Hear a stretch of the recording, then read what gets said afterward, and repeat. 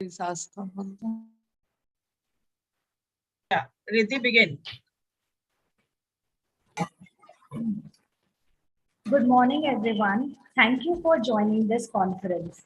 I, Assistant Professor Riddhi Aswani, on behalf of Organizing Committee, warmly welcome our Honorable Chief Guest, Guest of Honors, dignitaries, delegates, and participants across the country.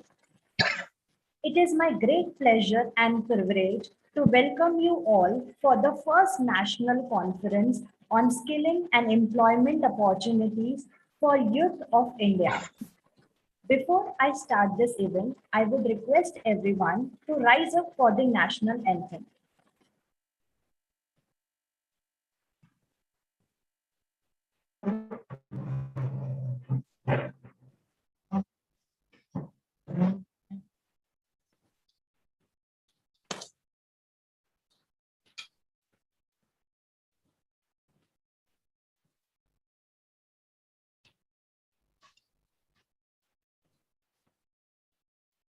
जनगण मन अधिनायक जय हे भारत भाग्य विधाता पंजाब सिंध गुजरात मराठा द्राविड उत्कल बंगा विंध्य हिमाचल यमुना गंगा उच्चल जलधि तरंगा तव शुभ नामे जागे तव शुभ आशीष मागे गाहे तव जय गाथा जन गण मंगलदायक जय हे भारत भाग्य विधाता जय हे जय हे जय हे जय जय जय जय हे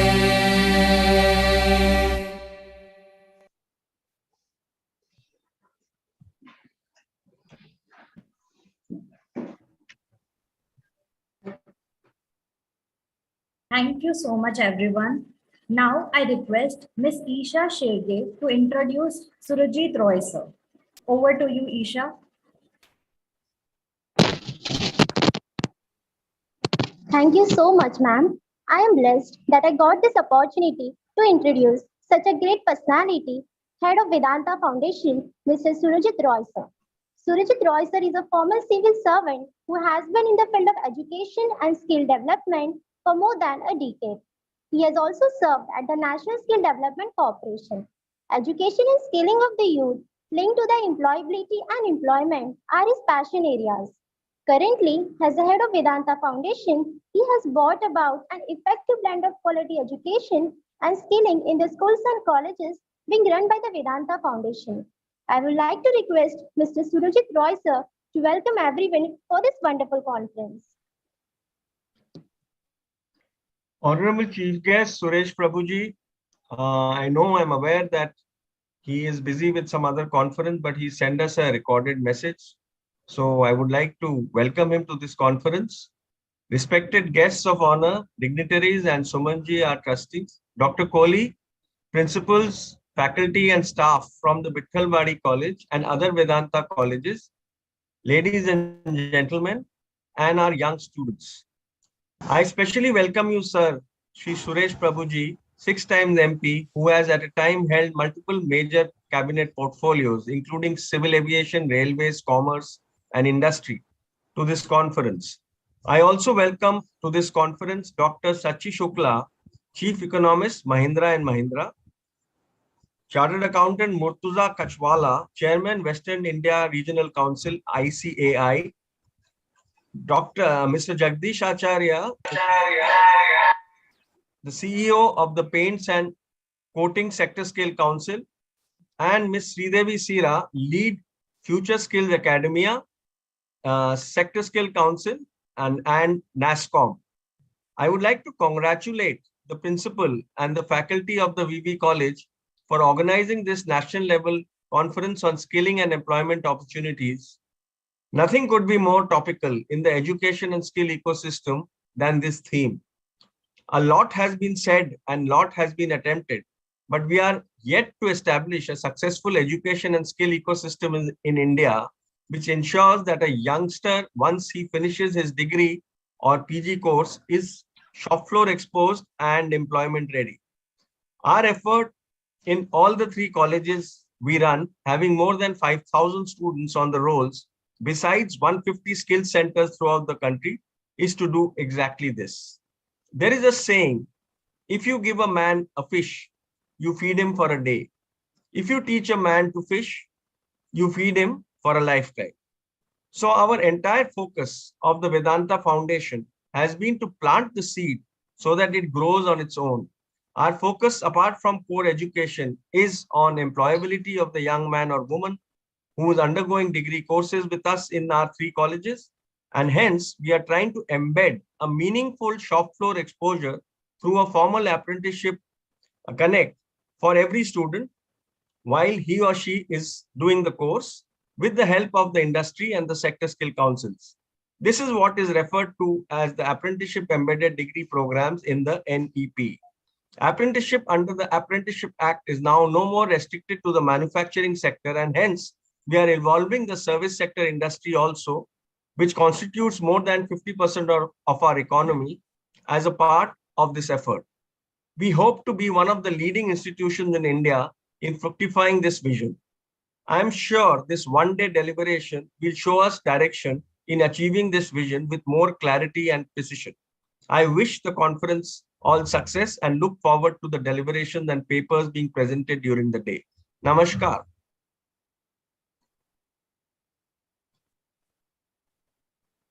Thank you so much, sir, for your enlightening words. Now I request our principal, Madam Dr. Sangeeta Kohli, to introduce our chief guest, Sri Suresh Prabhu, sir.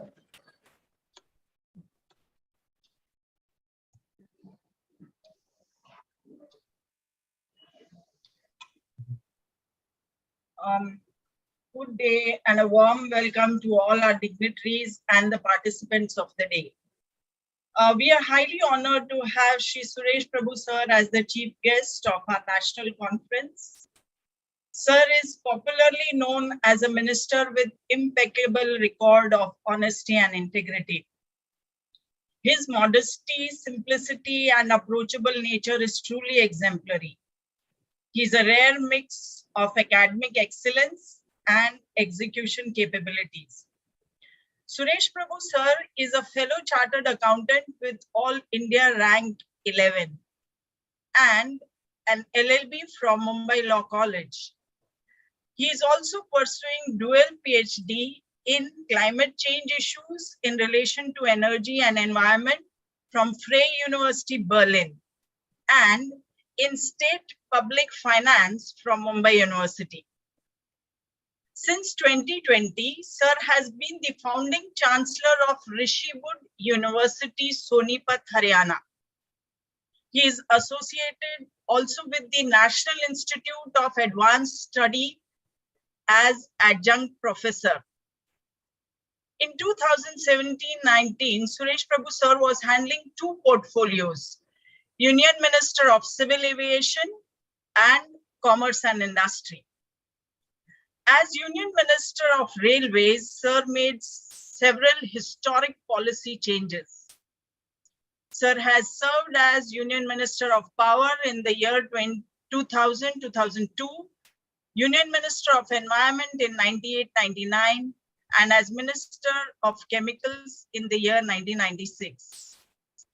Currently, he is member of Rajya Sabha from Andhra Pradesh. Suresh Prabhu sir is passionate towards causes of social welfare. He is associated with more than 150 social and cultural organizations. Sir's latest badge of achievement is he is appointed visiting faculty at London School of Economics. We would like to sincerely thank you, Shri Suresh Prabhu sir, for associating with our national level conference and enriching students and faculty from all over the country. Currently, sir is on a month-long visit to US sharing his valuable knowledge with youngsters from premier educational institutes like Harvard School of Policy, Boston University, Cambridge University. So he has shared his recorded views with us. It is indeed a privilege to have the opportunity to hear to a person of Shri Suresh Prabhu Sir's eminence.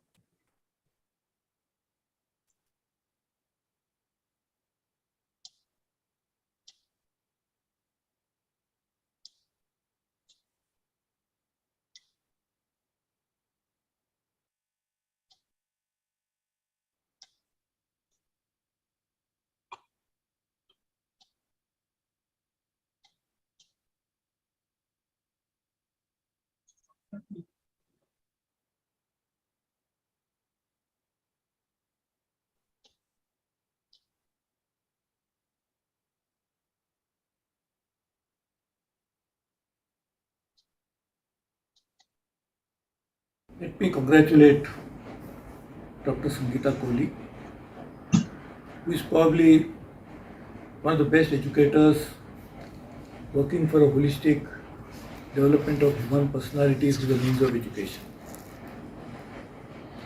She runs a very important institution called Vedanta College.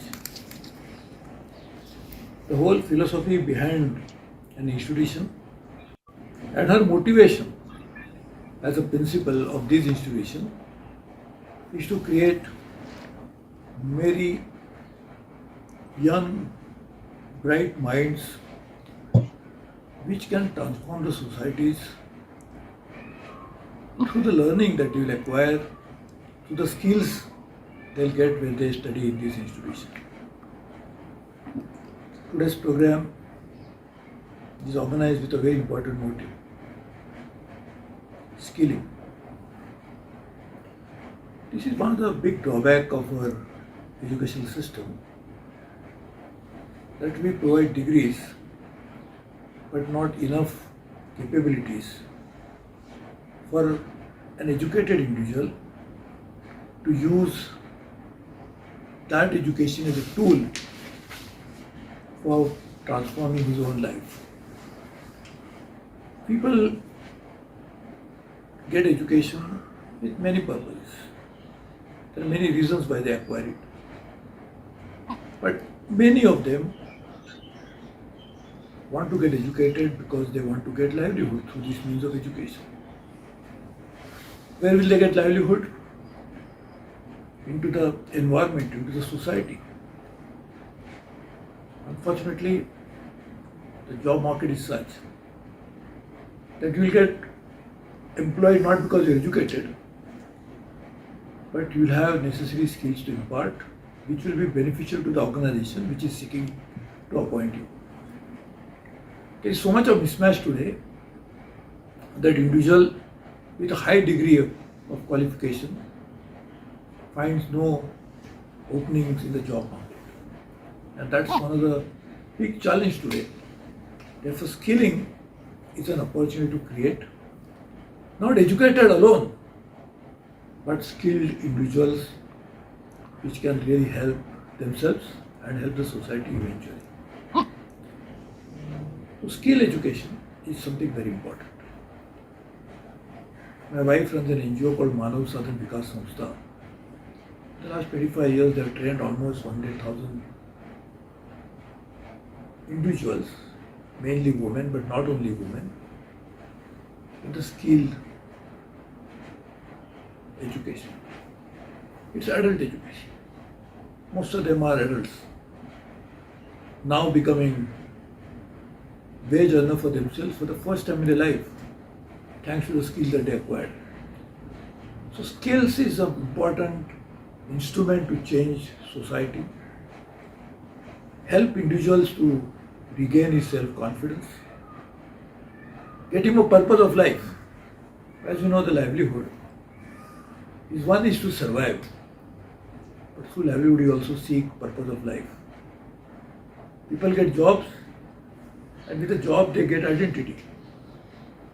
If you become self-employed, you will gain confidence, livelihood, but also you gain some kind of a self-esteem which is lacking many times in life, and that's what creates frustration. Cause social disturbances over a period of time because so many people don't find jobs. So therefore, this is a very important initiative.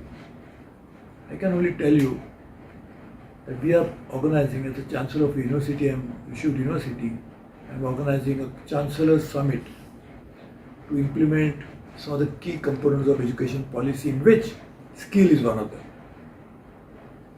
I'm sure Vedanta College will join in this endeavor, and having known Dr. Sangeeta Kohli for a fairly long time, I can tell you she could be a real change agent in this evolving environment in which we need to link education with the job market. We need to bring in skills as a key component of education, and we need to bring a different kind of society in which people will be self-employed. The old Indian civilization, of which they are so proud, many of them were self-employed as artisans, as artists, as farmers, but they were all employed on their own. They used the skills, their ability to create new ideas, new products which had a huge market demand globally. So I think we really need to do that. Let me congratulate once again Dr. Sangeeta Kohli and my colleagues for organizing this event. Thank you very much. I am sorry I am not able to attend this program in person, only because I am traveling. I am not in the country. I have been invited by several universities in the US, right from Harvard here to many others, to speak there, and therefore I am missing this opportunity to meet you in person. I am sure I look forward to being with you soon. Thank you very much. Congratulations once again.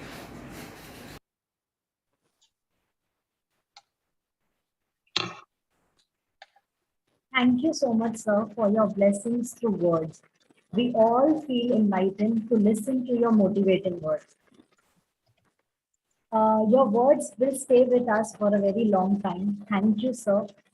Now, to add some spice to the program, we directly jump to listen to a few masterpieces from the wonderful submissions we have. So without wasting much time, I would call upon Angela Madam to present her paper. I'll just a minute, I'll take here. We have got a lot of papers, but we selected 5 good papers, I mean to say, which are throwing light on a different dimension and aspect of skilling. And Angela is a student of Vadodara University in Gujarat. And she is going to present her paper on skilling for the fashion and entertainment industry. So a booming industry, especially in our country, and a lot of youngsters attracted to it, and they are not able to make themselves suitable to get employed. So she is also the Femina Miss India Chhattisgarh. So we are so happy to have this student amongst us presenting on a very important dimension of skilling today. Yes, Angela.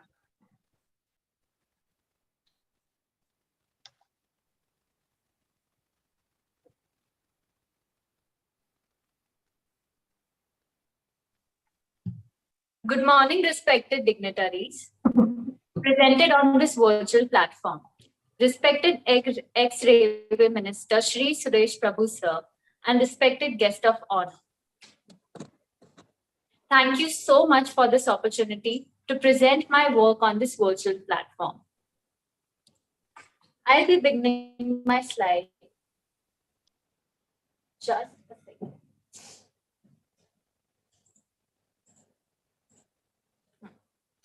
My topic is employment opportunities in talent agency in entertainment industry, scope and myth.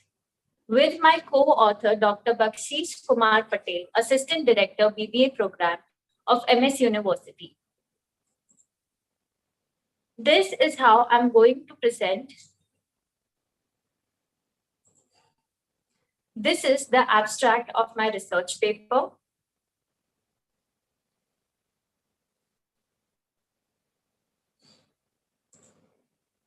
First of all, I'd like to introduce you what a talent agency in entertainment industry actually means. A talent agency is an organization which looks for new potential talents and then they look for suitable job and assignment opportunities to assign it to them. Scouting. It means looking for new talents through various platforms. And grooming means training them to become their best versions so that they get more assignments. Agency scouting and grooming process. The first step towards this process from the agency point of view is scouting. Scouting is looking for new talents who are suitable for the modeling, acting, and all kinds of sectors. A talent can be a musician, it can be a singer, a dancer, a sports person, a composer. Anybody from the artistic field is known as a talent. Scouting is mainly done through social media, or it can be done through getting in contact with different agencies which are into talent management. This can also be done from the talent side, where talents send in their profile, which consists of their talents, their work experience, and on the basis of that, they are moved into the point where the selected potentials are called on for online or offline interviews, where their personalities, not only their physical attributes, but their goals, their hobbies, skills, everything is taken into consideration. After this point comes grooming. Now, the selected talents are groomed so that they are ready for any kind of circumstances that they might face in their job assignments. Once they are groomed, they are sent for castings. Castings are the auditions where the clients, the brands, they try their products on these talents and see if the talent is the perfect fit to represent their brand. And if they are selected, they go for shoots and they start working. The last step is marketing and portfolio management. A portfolio is a talent's work experience, pictures, and it needs to be updated from time to time so that the clients always know that this talent has more potential than the current situation. The management same refers to the portfolio management of the talents. Myths about entertainment industry. Now, this is not a new topic for all of us. We all have our own stereotypes. But me being present here, having experienced so many things which have made me a better person overall. The first point is that the myth, it's a 24/7 glamorous industry, which is not true at all. Models have to work from shifts starting at 3 a.m., ending at 8 p.m. We have to work for 16 to 20 hours. Artists don't even sleep for several days and they have dark circles. So it's not at all a glamorous industry. You might also get dark circles. So there's nothing glamorous about that. The second point is that you can't sustain in this industry, which is not at all a correct myth. We can also strive to become better. In terms, we can become an entrepreneur, an author. We can also aim to be an actress, model, singer, and so much more. Given the example of Indian politician Smriti Irani, who is a former actress and producer, Priyanka Chopra, who has ruled not only Indian, but Hollywood as well. My personal experience. Talking about this, I wouldn't want to take much of your time because my personal experience has been dynamic. I started off through modeling. It wasn't my dream. I didn't think about it. But when I was small, I always wanted to be part of Femina Miss India. I was scouted through Instagram, and which is a social media platform. And I started working in Delhi. Delhi has always been a myth that I wouldn't feel safe or secure from the point of view of my parents as well, to the point that I didn't even consider having a university or education further in the state. But things turned out to be such that I went there, I experienced everything. And it all boils down to how the person represents themselves and the individual's choices. I was scouted by my agency when I won the title of Times of India Times Fresh Face. Then I went on to prepare for Femina Miss India, where I was selected as Femina Miss India Chhattisgarh 2020 and was in top 15 national finalists. Then I came into this field and I balanced it with my studies. Being a sports person, being someone who loves to read, learn, and is balancing her studies, I am also working on my passion project, which is the jewelry business, and currently writing a book. This is a field which allows you to not only get into the industry, but also to pursue your passions and make them into a reality. I have worked with several brands, including Coca-Cola, Mama Earth, Amazon, Myntra, done TV ads and shoots. Moving on to the objective, which the main thing was to understand the myths, to battle them portrayed about in this industry, how it is limiting the youngsters to choose their career path, to study the scope of growth opportunities, and to understand how talents are scouted, groomed, and how a talent management agency functions. Methodology used here is qualitative, applied, cross-sectional. Data collection is through primary data, in which teenagers and adults from Brazil, Ukraine, and many other countries, including India, were taken into consideration. Through personal interview and questionnaire, we got our research findings, where 150 candidates were taken into consideration between the time frame of February and March. These are the major findings. And the center of it is my project for Mama Earth, which is a skincare brand. Next, based on my own personal experience and the research conducted, I would like to conclude that not all the myths are true. And these myths are limiting the youngsters to look into this entertainment industry. This research holds as the value that they have someone who has experienced this and has their views based on the research that has been carried out. So this holds this originality that they can get to know more about this industry. They can also become content writer, accountant, or into any different kind of career options that they love to. And this is the most attractive part of this field. It not only allows you to pursue just one option, but also many other. The second conclusion is that the scope is massive. Since candidates from all over the world are traveling to India for job opportunities in the industry, then why not the youth in India also gets the opportunity to work in this field? Talent agency majorly scouts through social media. And that is why in today's world, the generation is told to be active on the same to their benefit and not let the social media take over them. These are the references that were used for the research work.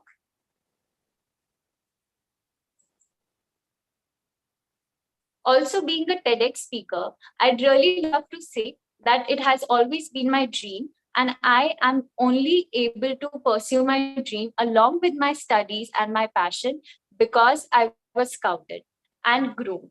Thank you so much. With due permission of the chair, if anybody would like to ask questions, kindly go forward.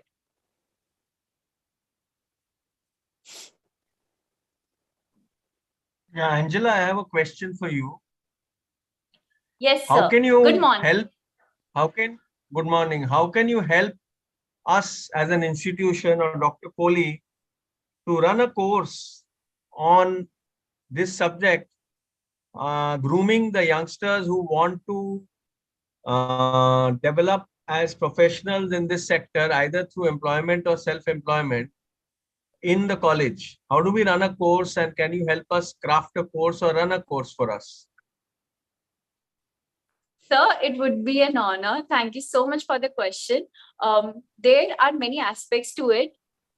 Starting from the introduction about this industry, its history, and also the different kind of categories that are in the entertainment industry.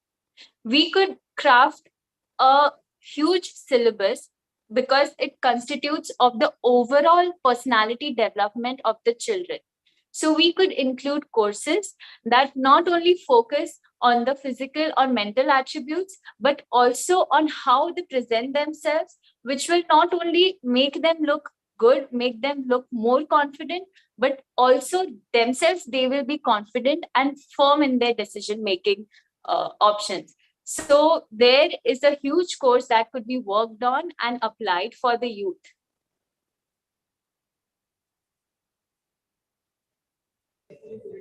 Thank you very much. I would request Dr. Kohli to speak to Angela and see if we can mount a course and if she can help us with the resource persons which are available, because I think whatever cues we get today in a conference, the best way is to ground as many as possible and get started. And we can evolve. We don't have to be perfect right in the beginning, but let us get started.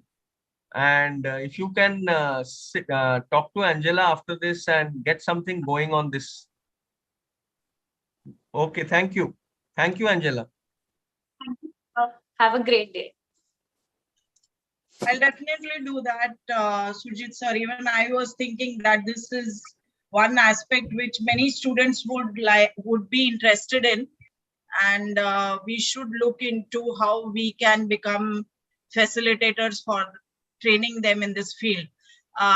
Bakshish Kumar is her guide. He is with us. He is professor at Vadodara College University. So we will get in touch with him and Angela, and we will want to work in this direction for youth grooming. Definitely, ma'am. Surely we'll do that. Yes, Dr. Patel, we would like to start almost at once.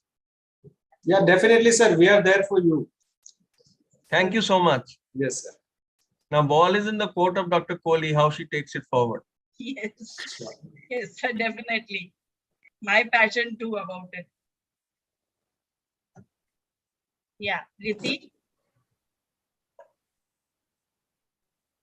Thank you so much, Angela, madam, sir, and ma'am. Now, I request Dr. Jinu, sir, to present his paper. Yeah, I'll just take 1 minute to talk about Jinu's paper also. It is, again, a very different dimension of skilling. Jinu has done a research on how the fishermen in the coastal areas of Trivandrum, those who don't have knowledge about or have not been skilled into financial literacy, they remain to be poor or even go out of business because of the problems they face of funding. Whereas compared to that, the urban fishermen who are aware and skilled about financial literacy are doing much better. So he has emphasized in his paper the need to skill the fishermen on financial literacy so that they can do their business well and prosper.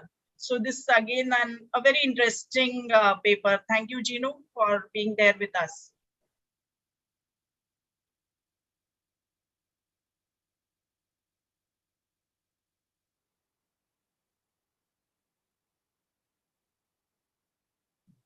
Hello, Jinu, you're there?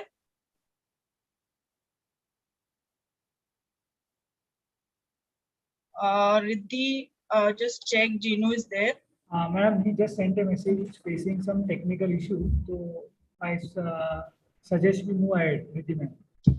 Yeah, so can you ask the Mr. Raju or the other presenter?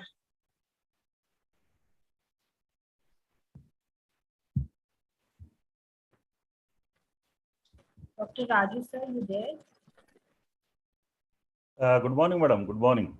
Yeah, Dr. Raju is with us. He is going to present again on an important aspect of education and the skilling. So yes, please go ahead, Raju sir. Professor Raju.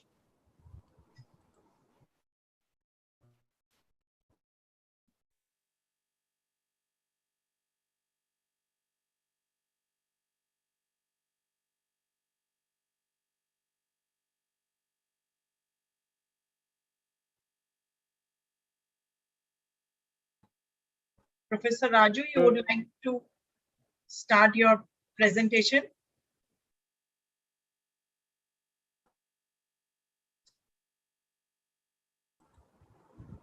Madam, shall I start?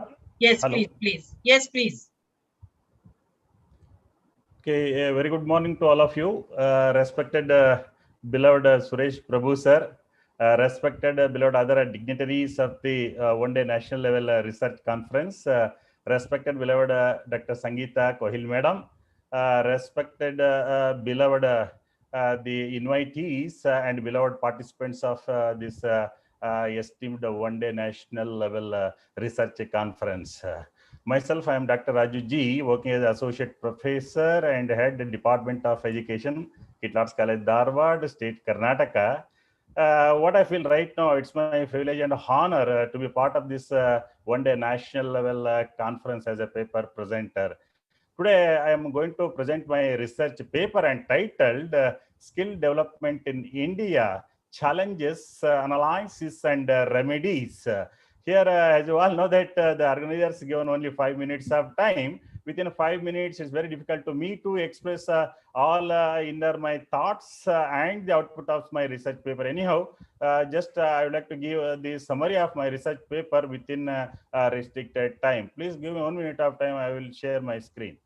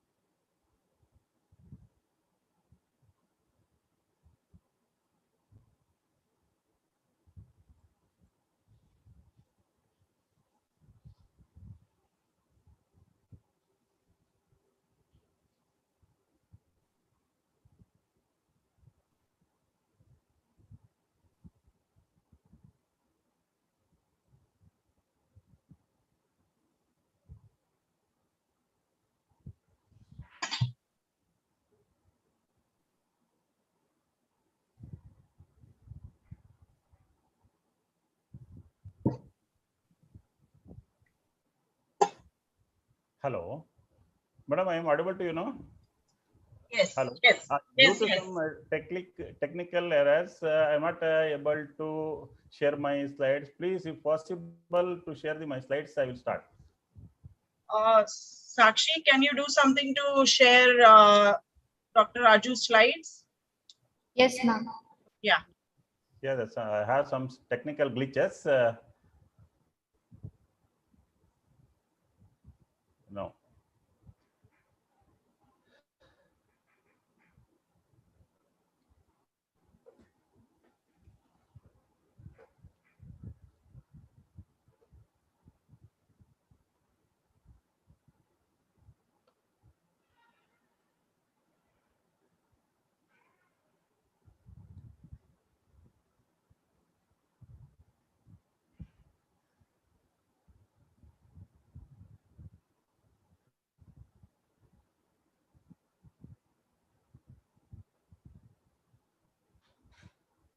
Yes, madam.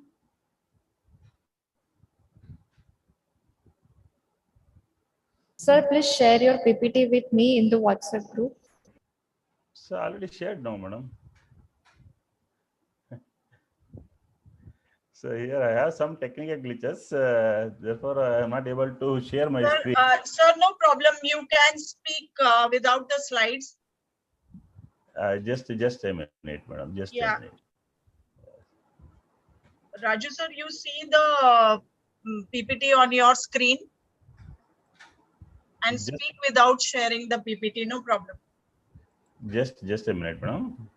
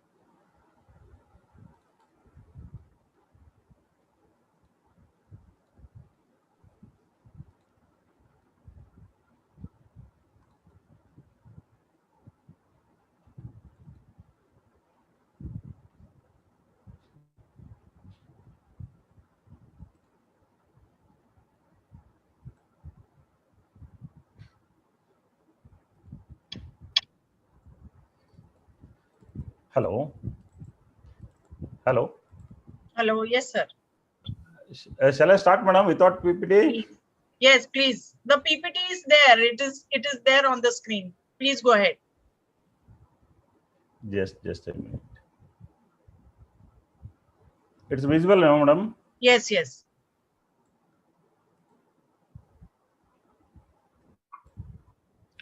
Okay, sorry for some technical glitches. So especially in this paper, it is an attempt to highlight the challenges, remedies, and analysis of skill development in India. This paper describes the skill development ecosystem, fundamental challenges, and remedies of skill development in India. Today, youth across the world face serious challenges regarding skills and jobs. Challenges fundamentally different from those their parents faced.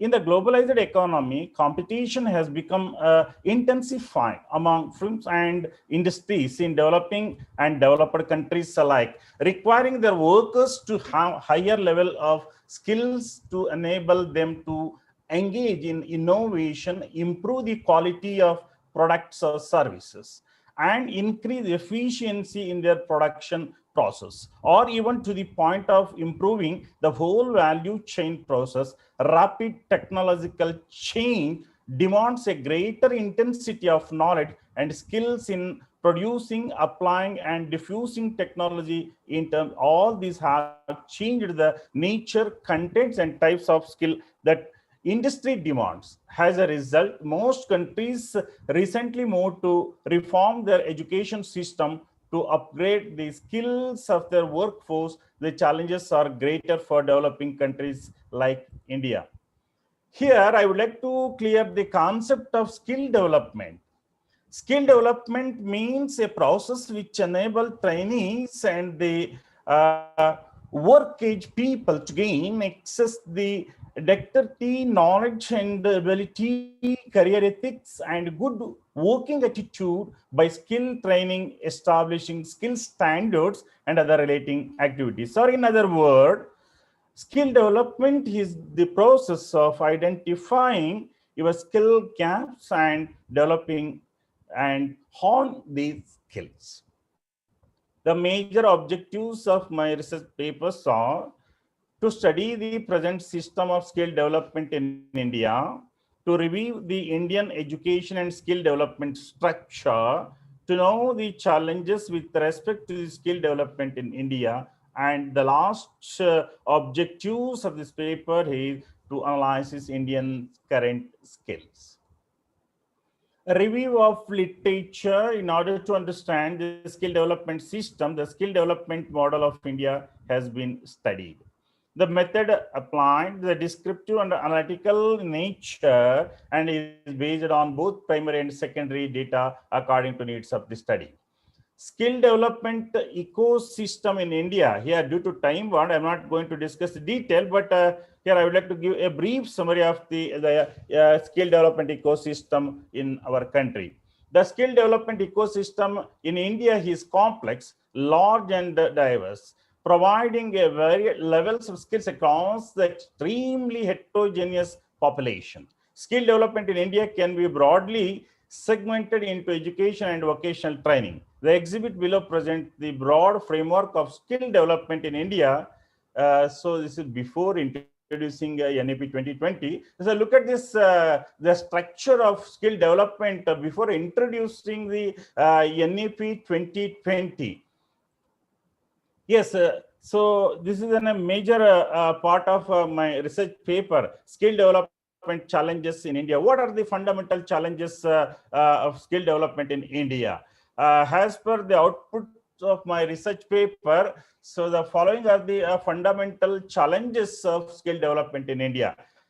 First one, the inadequate scale and limited capacity. The existing infrastructure, both physical and human, is grossly inadequate considering the projected demand for skilled labor. While there is a need to create additional capacity in existing institute, at the same time, there is a need to create an adequate infrastructure even in a small town and the villages. The second major challenge is awarenesses, mindset and perception issues. So lack of awareness and the mindset of the people and the perception issues are also the considerable challenges of the skill development in our country right now. Then the third challenge is the cost concerned. Most of the institutes are depend upon the public and the government fund. This is a major drawback and the challenges of the skill development in our country. Next, the quality concern, there is a serious mismatch between the industries and the requirement and the skill imported in education and training institute. This is also one of the fundamental challenges of skill development in our country as per the output of my research paper. Then the skill mismatch, the no focus on non-technical skills. Most of the institute, the vocational training institute and other related institute, they are busy with imparting only the technical skills to the students, but they totally neglected the non-technical skills. This is also one of the major hurdles and the drawback of the skill development in our country. Next, no focus on, mobility, a concern is also considerable challenges. So number of challenges are there, but due to time bond, I will stop here. The Indian current skills analysis, it is very difficult task to analysis the current skills system in our country. But anyway, I will make a humble effort. Just I will give this summary of this within 1 or 2 minutes of time. The current data suggests that only 2.3 of the workforce in India has undergone formal skill training as compared to 68% in the UK, 75 in Germany, 52 in US and 80 in Japan and 96 in South Korea. The workforce in India has little or no job skills that make them largely unemployable. It is an alarming signal for India, which has a youngest population in the world. There is a lot of scope for India to provide its workforce with appropriate skills. As per the 12th plan, document of the Planning Commission India, so labor population is not educated enough. The people who completed educational qualification up to secondary level or 85% of the labor workforce, so approximately 55% have completed education level up to the primary level and a small percentage of 2% have undergone a formal vocational training. So efforts are being made to ensure that students enrollment in the higher education vocational training.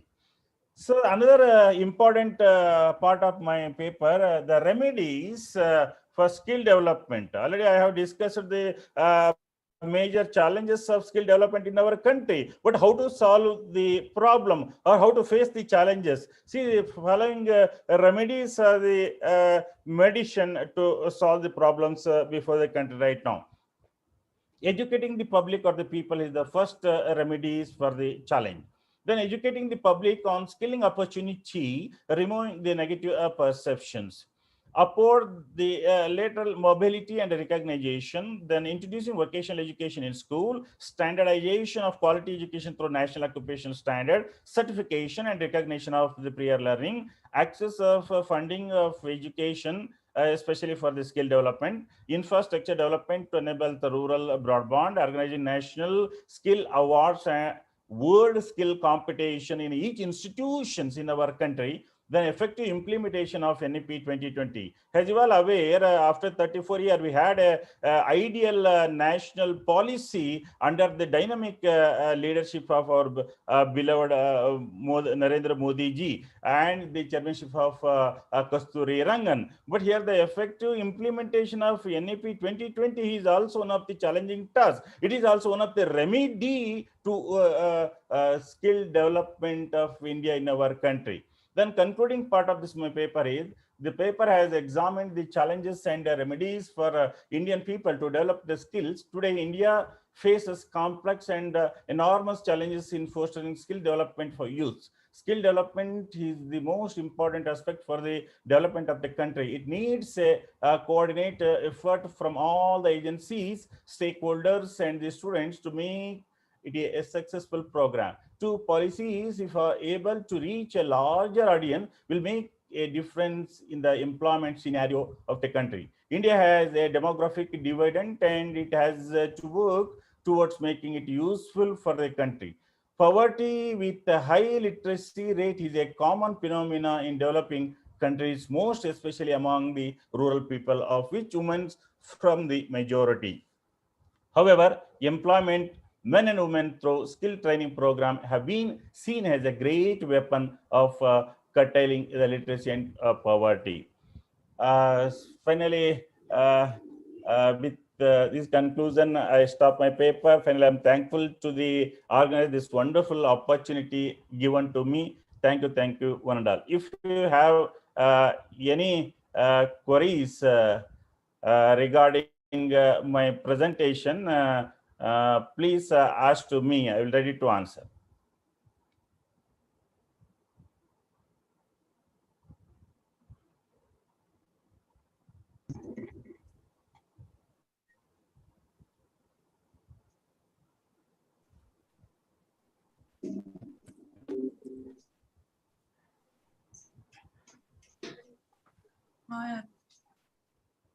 Hello.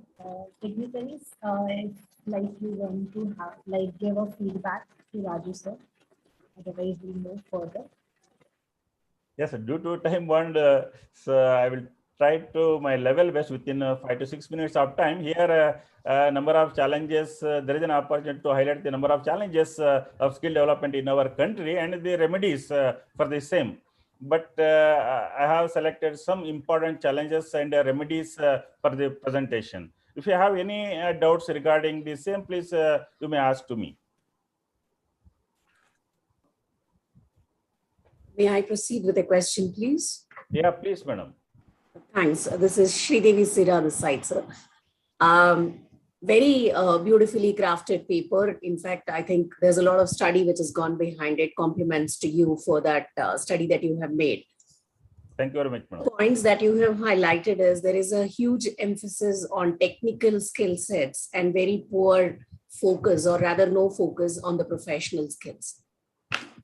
This being a data point for what you are looking for, how significantly do you think inclusion of professional skills is going to be impacting the skill ecosystem?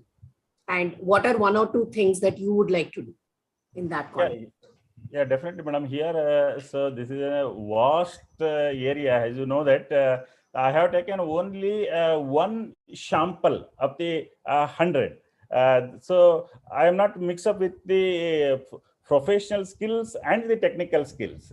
So that I have taken only the technical skills, not the professional. So so here there is an opportunity to conduct the another research on the professional skills.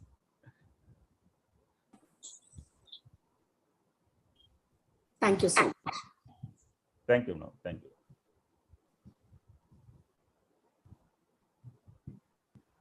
Thank you, Dr. Raju sir. Thank you, Sira madam. So once again, I am thankful to the organizers this opportunity given to me. Thank you, Nandal. Thank you, Raju sir. Before proceeding for further papers, I would like to draw your attention towards our guest of honor for the day. So I request Sheju Ibrahim to introduce our guest of honor, Dr. Sachidanand Shukla sir. Over to you, Sheju. Thank you, ma'am, for this opportunity. Hello, everyone. Good afternoon to one and all. Myself, Sheju Ibrahim, studying in FYBAP from Vedanta College. It gives me an immense joy to introduce such a great personality as the guest of honor, Dr. Sachidanand Shukla sir. Sir has completed PhD in Financial Economics from Birla Institute of Technology and post-graduation qualification in Business Management Finance, as well as in Economics from University of Mumbai. Sir has been a recipient of KJ Somaya Gold Medal. Sir is currently chairperson of the Banking, Finance and Economics Committee of the Bombay Chamber BCCI and is a member of SOCHM Shadow Monetary Policy Committee. Sir is also a part of Niti Aayog panel of economics and has been a part of Planning Commission and World Bank study, and also worked on Maharashtra Development Report as an external expert. Sir is keenly associated with academia and is a member of board of leading private university in Mumbai. And besides publishing several research papers, Sir also authored a book on macroeconomics for BMS course of University of Mumbai. Sir has participated in various research seminars, conferences, and discussions on macroeconomics across forum. So I would like to request Dr. Sachin Shukla, sir, to share his experience about such a wonderful journey. Over to you, Sachin, sir. Thank you, Shaiju, for that kind introduction. Thank you, Vedanta Foundation. Thank you, Dr. Kohli. I think this was highlighted earlier, but I just want to re-emphasize. I think the topic is very, very important and pertinent. As you all know, the whole world is going through a crisis. We've been through something which is unprecedented in terms of the pandemic. This is a crisis that we've not seen. The humanity or mankind has not faced something like this in the last 100 years in terms of sheer scale. And we are struggling with a lot of challenges on skilling, education, jobs, and things like that, right? And just wanted to quote Nelson Mandela, who said, education is the most powerful weapon which you can use to change the world, right? What this pandemic has done over the course of 2 years is it has created this big gap. I mean, it's widened this chasm between the haves and have-nots. Education and some of these patterns that we've seen and livelihoods have been impacted. But let me just walk you through some basic numbers to highlight the challenges, and then I will go on to connecting the dots with employment. So if you look at India in 2020, we've had over about 1,000 universities, right? And that includes some of these institutes of national importance, AIIMS, IIMs, IITs, etc. We also have one of the largest education systems in the world, right? With more than about 1.5 million schools. And yet, when you look at the kind of challenges that we have, and I'm sure Ms. Sridevi is going to be talking a lot in detail on skilling. But just to give you two statistics, I think there are about 2.5 crore kids who take standard 10 exam, as we call it, right? High school exams every year, but more than 1 crore fail that exam. Similarly, if I were to look at the 12 standard exams, nearly 2 crore kids take that exam, but the pass percentage is very, very similar to the 10th standard exam. Now, to put it in perspective, I spoke about the number of schools, colleges, and the outcomes. Let me also walk you through the opportunity that we have, right? So according to UN division of population, world population, India's working age population, which is people in the age group of 15 to 59 years, is about 88 crores, right? And that's a massive number. And this opportunity is not going to stay with us forever. It is likely to peak around 1 billion, which is say 100 crores by 2045, and it will start to decline thereafter. Now, from this cohort, what we get is about 15 million, 1.5 crore Indians enter this 15 plus working age group every year, right? And if we assume that 50% of them will come into the job market, we are talking about close to 7.5 million people in the labor market. We've been creating around 4.5 million sort of jobs, which means we need to create anywhere between 2 to 3 million jobs incrementally. And this has been accentuated by the pandemic, like I said. So a couple of pointers over there. The old linkage between growth and jobs is much weaker than before now. For example, every unit of growth used to give or add about 0.4 million in terms of jobs. But this now has come down even further to just about 0.2 or even lower, right? Which means for every percentage point GDP growth rate, we are creating only 0.2% in terms of employment. And therefore, growth is really important, and we also need to think about education and skilling, etc. Looking at the opportunity ahead, I'm very sure India can seize this opportunity. Now, we have to decide whether we want to grow via inspiration or perspiration. But let me tell you one thing. Please remember that policymakers don't create jobs, right? It is people and businesses which create jobs. And therefore, I think the focus should be on letting these people and businesses continue with the job creation work. More of the same interference and impediments in this will not really help. Another important factor is, if you look at, if we are looking at skilling, educating, and creating a workforce, we cannot ignore the better half. As you know, women comprise about 49% of this workforce. But you'll be surprised to know that the labor force participation rate for women in India is one of the lowest amongst major economies in the world. How can we really grow if the better half are not participating in the job market? They are not contributing to the growth story. Now, there are multiple theories. A lot of people have spoken about how women are voluntarily dropping out of the labor force because their household incomes have gone up, and societal norms really encourage women to stay home rather than go out and work. But there are others who pointed out to some of these impediments, in the sense they believe that women don't really get the kind of jobs that they aspire for. And I think this is a big challenge.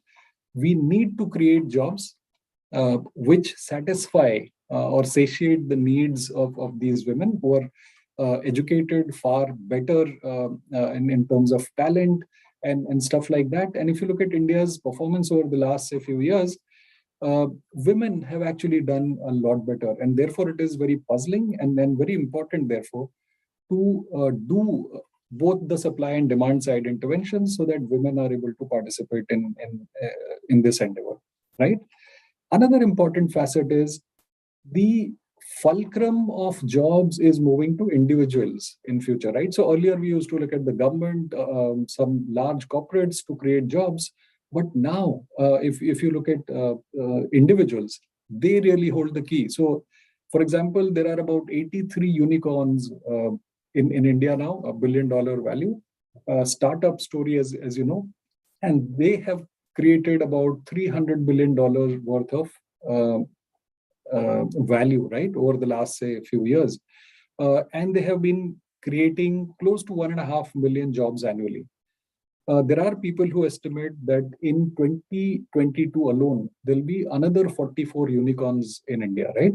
So this power of creating jobs is also moving down to individuals, and they can create jobs. And we've had some papers around this, I'm sure. And therefore, I think a couple of things that we can probably do to further this in the economy is promote competition, right? The other is we should be focusing more on micro than just macro.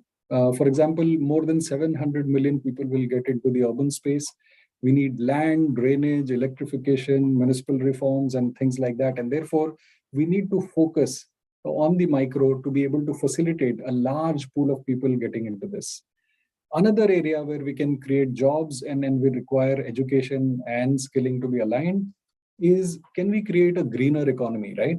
And the buildup of renewable energy really promises more than 1 million jobs in the future. Similarly, green is not only the buzzword.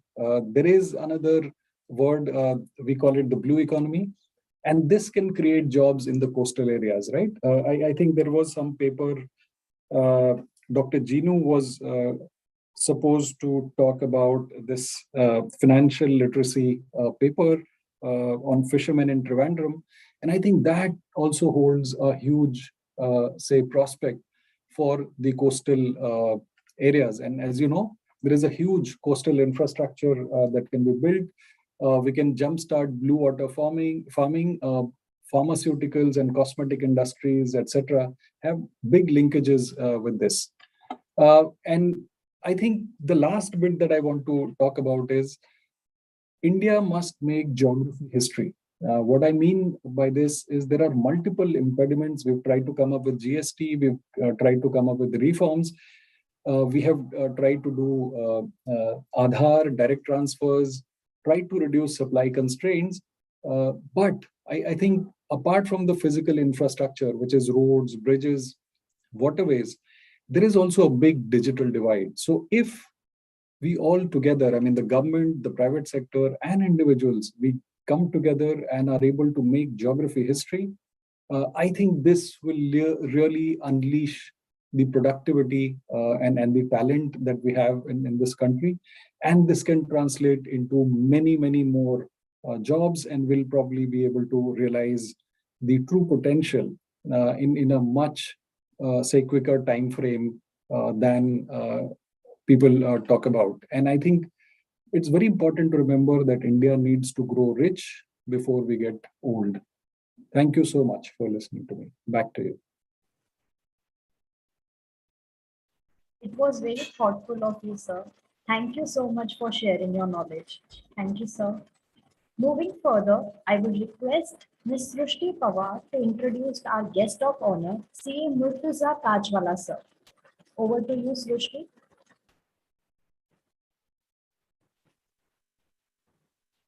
Thank you, ma'am, for giving me this opportunity. So I would like to take this opportunity to introduce Mr. Murtuza Kachwala, sir. He is a CA. He is now serving his second term as a regional council member and hold the position of chairman of WIRC of ICAI from 2022 onwards.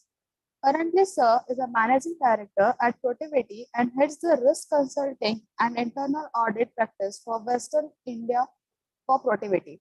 So has worked in organizations like Mitsui OSK Lines, Murtuza Group, Vodafone, etc.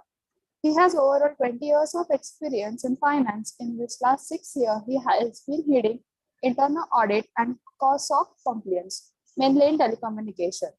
He has been involved in statutory audits of companies in different industries and audit of IFRS accounts. His main goal is to play a leading role in financial work. I would like to request CA Murtuza Kachwala, sir, to share his experience about such a wonderful journey. Over to you, sir. Thank you. Thank you, Shruti, for such a nice introduction. Let me first thank the Vedanta Foundation, Vedanta College, Principal Madam, and my dear friend, CA Dr. Vishwanath Iyer, sir, for inviting me here today.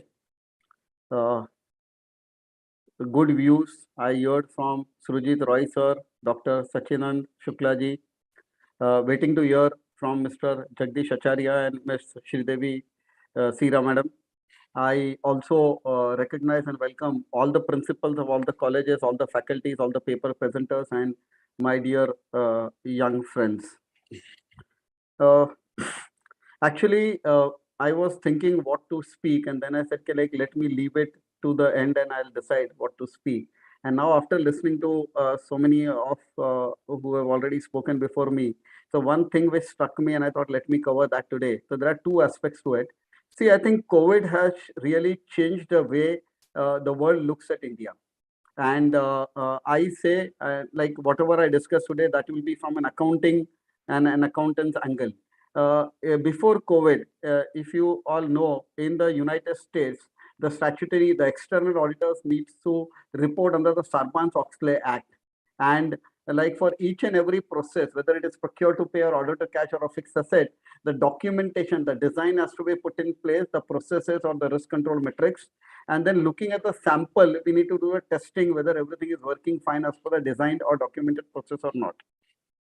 Now, a lot of this work was being done by chartered accountants from India who were imported into the United States for a 4 to 5 months period. November, December, January, February. A lot of charters used to go there and they used to do the work.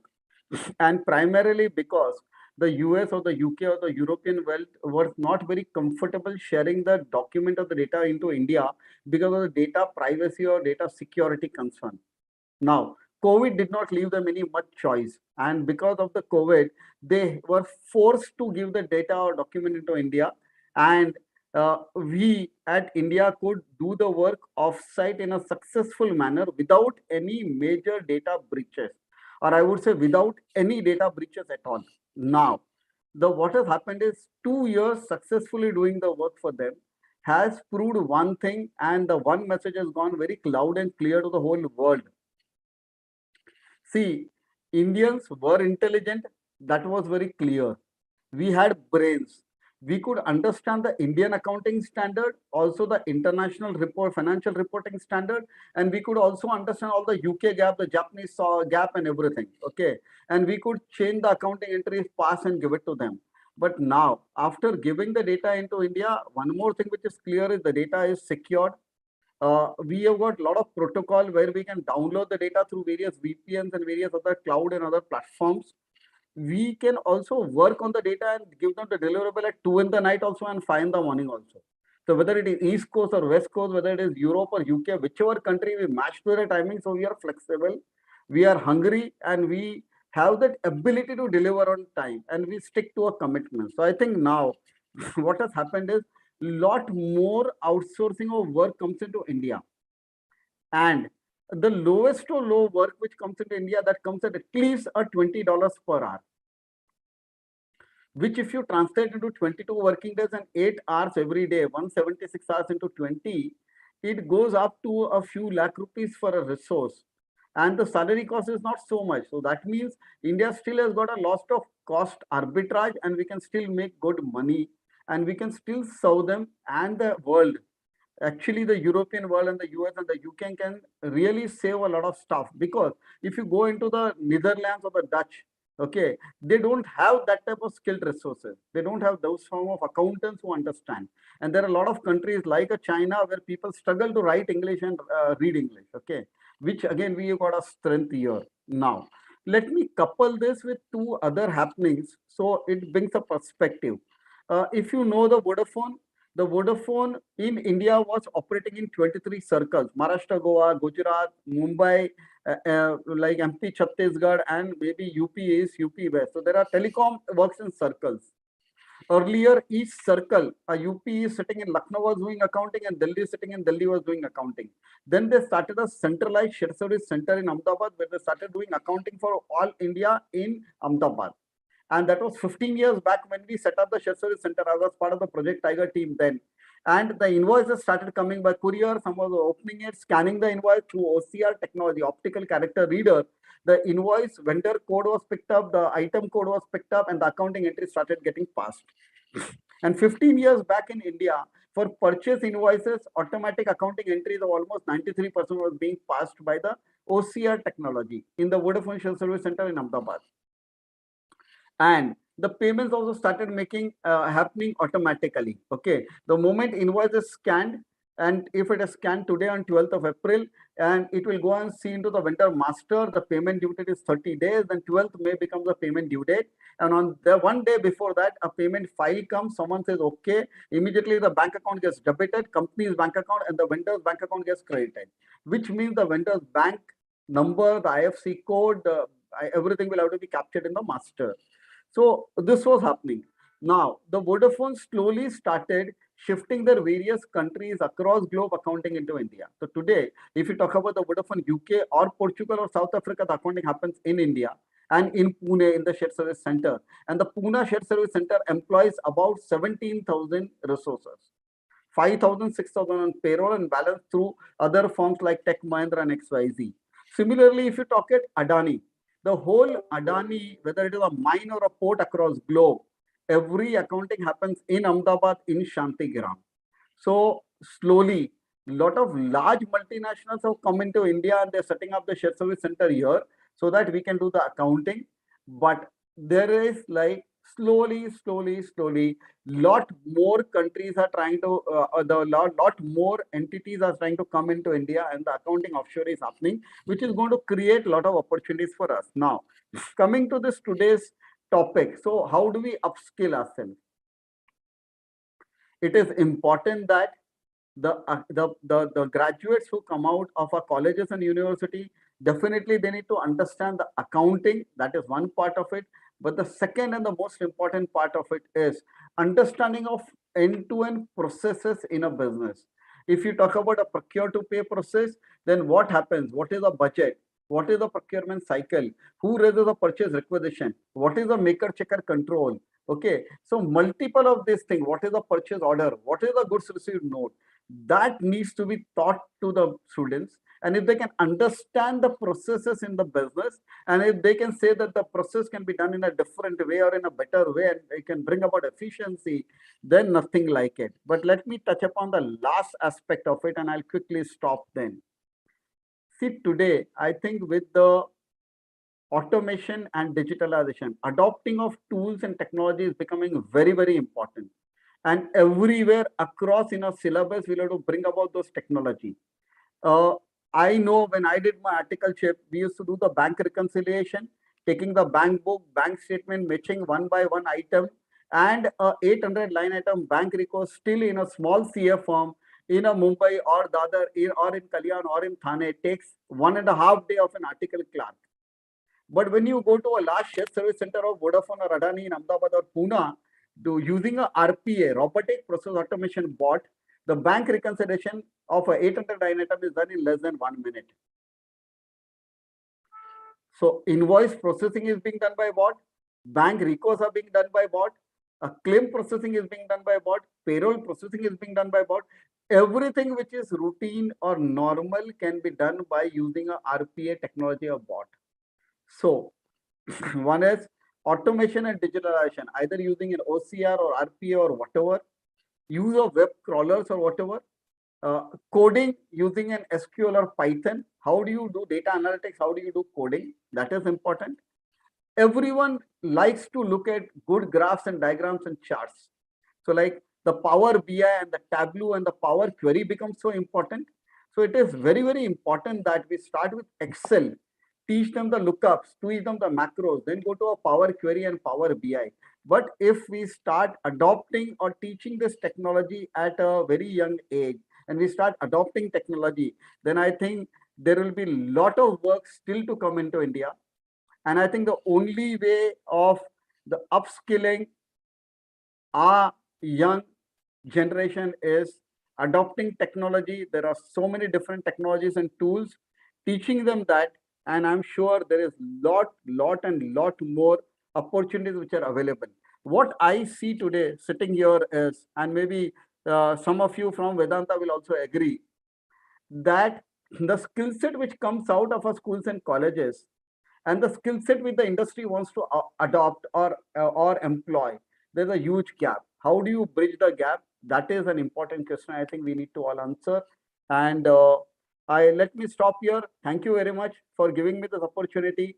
And over to you again, the organizers. Thank you. Thank you so much, sir, for your enlightening words. We all wish such inspiring guidance keeps coming our way always. Thank you, sir. Pursuing the event further, I request Dr. Jinu, sir, to present his paper. I'll share the screen right now.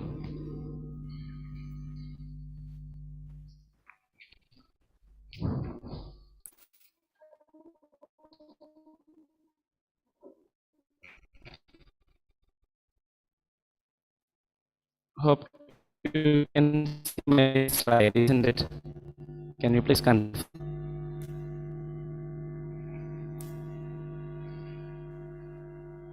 Yes, sir. Sorry, you are not Hello? audible, sir. The voice is breaking.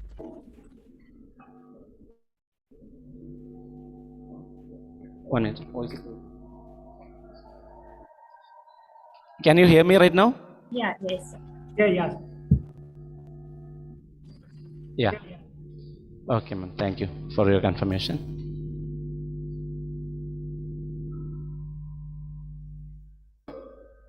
The title of my paper is Existence of Fisheries Industry by Inculcating Financial Literacy Skill, a study on fisher folks in Trivandrum.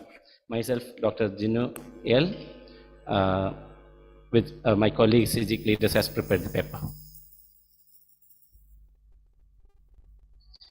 As part of introduction, the fishing industry in India is as old as the Indian soil. The aquatic wealth of the Indian Ocean is varied and considerable. It remains as the major contributing factor for the general nutritional deficiency. Constituting about 6.3% of the global fish production, the fisheries sector of India contributes to 1.1% of the GDP, and marine fish production is about 20%. And almost 170,000 fishermen has registered in the fisheries industry in Kerala, and more than that, it to register as fishermen. And 26,832 registered intermediaries are working in Kerala fishing industry. Financial literacy, my topic, is the ability to understand and effectively use various financial skills, including personal finance, budgeting, and investment. In some countries, financial literacy are carried out to make people financially literate in prosperity and wealth. As part of my research methodology, primary data were collected through structured questionnaire from 258 respondents. The response include fisher folk.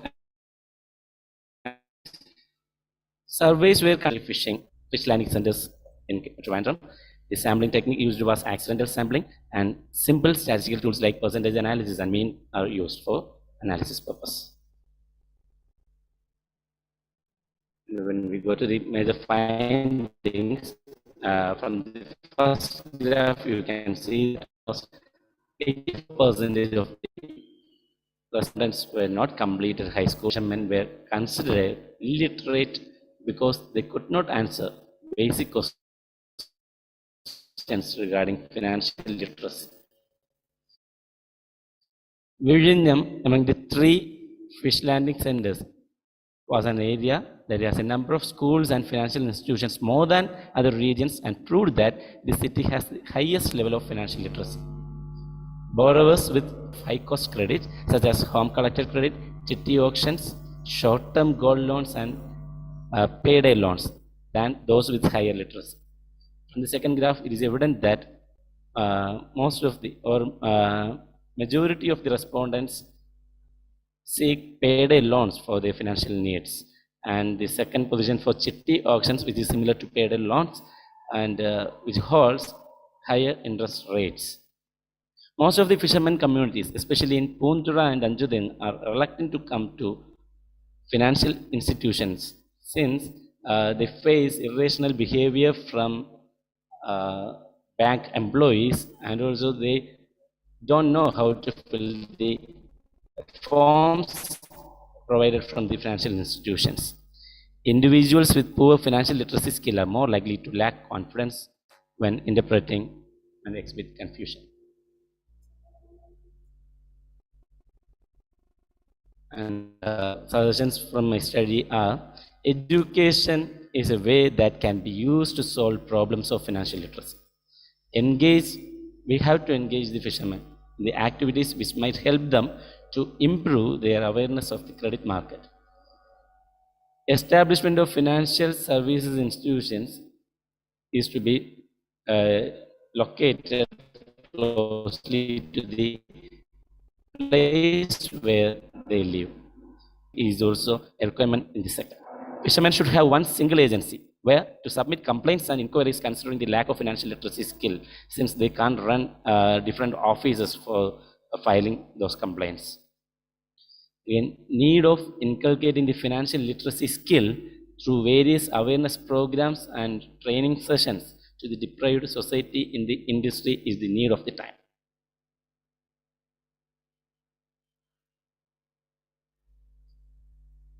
I'm concluding this session with this study was conducted to examine financial literacy and found that of most fishermen in Trivandrum has a low level of financial literacy skill, as it also comes from a poor fishing family. This shows that education is a way that can be used to overcome poverty. Financial institutions should be required to apply fair, non-coercive, and reasonable practices when selling and advertising financial products and services to such consumers, especially the terms and conditions should be understandable to the common man like fisher folks too. Thus, the study indicates the need of inculcating the financial literacy skills through various awareness programs and training sessions to the deprived society in the industry. And crores of rupees are spent for the sector in every year. Improvements can be diverted to this area. If we inculcate these financial literacy skills to the society, a major issue they are facing is the lack of youngsters in the working places. I mean, youngsters are not attracted to this area. If we can give the skill, or if we can improvise the skill, youngsters will be attracted to the sector. Thank you for your patience. If you have any questions, please you may ask.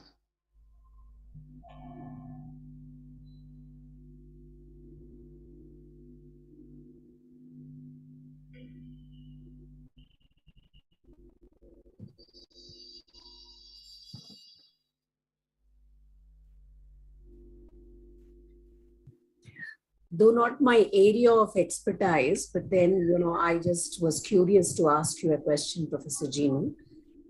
You said education is definitely one of the reasons why, you feel that there is a challenge in that segment, right?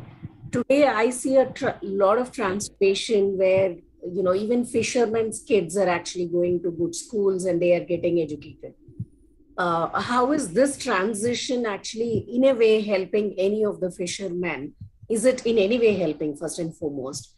If in case it is there anything that we can, build up as a modus to ensure that they are better equipped? So that's the 2 cents that I wanted to understand from you. First of all, I have to inform you is that I'm coming from a fisher family, and a lot of persons or students are still higher educated in this sector, but still they could not avail a job, or they could not get a job as they are deserved.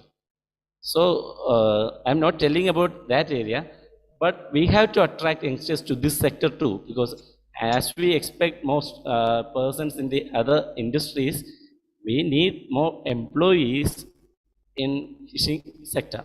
So if we can give certain skills, I mean employment related skills to these youngsters, they will be attracted to this industry, and more production can be achieved from here.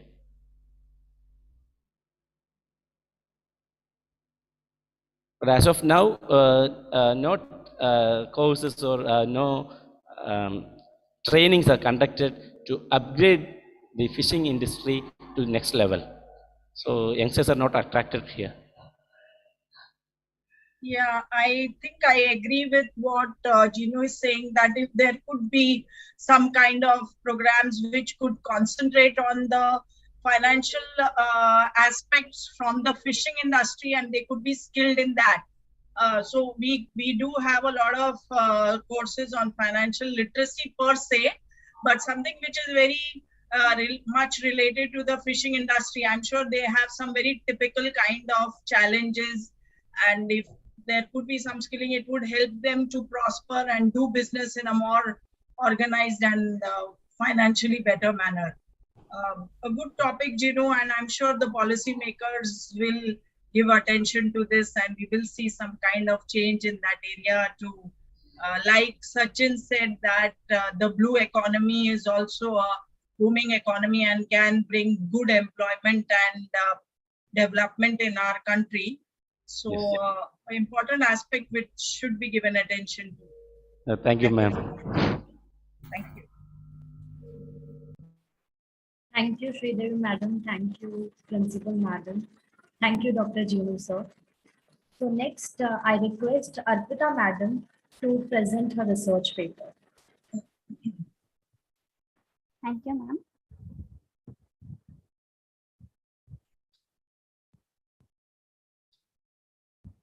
Is my screen visible? Yes. Thank you. Good afternoon, respected dignitaries and my fellow researchers. I am Ms. Arpita Atibuddhi, a research scholar from University of Mumbai, And today I'm here to present my research paper titled A Study on Entrepreneurial Ecosystem in Commerce Colleges of Mumbai with reference to Industry Academia linkage. And it is jointly authored by my guide, Dr. Shri ma'am, and me.